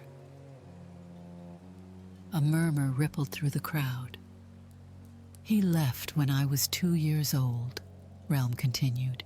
He left because he loved us, my mother and me, too much to let his past destroy us. He spent years running, fighting, killing, trying to outpace a shadow that would never stop following him. And in the end, when the world was breaking apart, he found his way back to us. He saved my life. He gave his own so that I could live. She pulled the cloth free. The mural blazed in the afternoon light. The crowd gasped. Relm heard whispers and exclamations, but she did not look at them. She looked at the painting, at the train robber and the assassin, and the father and the hero, all rendered in color and light, all part of a single unbroken story. This is who he was, she said, all of him, the darkness and the light, the sin and the redemption, the man who ran away and the man who came back. She turned to face the crowd, and her eyes were dry, her voice strong. His name was Clyde Aroni. He was my father. And I am proud, so proud, to be his daughter. The silence stretched for a long moment. Then, from somewhere in the crowd, a single pair of hands began to clap. Others joined, slowly at first, then building like a wave until the entire square thundered with applause. Relm stood before the mural of her father's life, and she let the sound wash over her like rain after a long drought. The world had known him as Shadow. It had feared him, whispered about him, spun legends from the fragments of his passage. But she knew him now, truly knew him, and in knowing, she had set him free. The sun climbed higher. The festival swirled on around her, bright with music and laughter and the simple joy of being alive. And Relm Aroni stood in the light, her father's story told at last, watching as the afternoon shadows stretched long across the cobblestones. Shadows that no longer frightened her, for she understood now what her father had learned in his final moments when the tower fell and he gave everything he had left to give, that shadows were not the enemy of light. They were simply the shape that light made when it touched something real, and Clyde Arony had been real, flawed and broken and beautiful, a man of darkness who had died reaching for the dawn, her father, her hero, her shadow.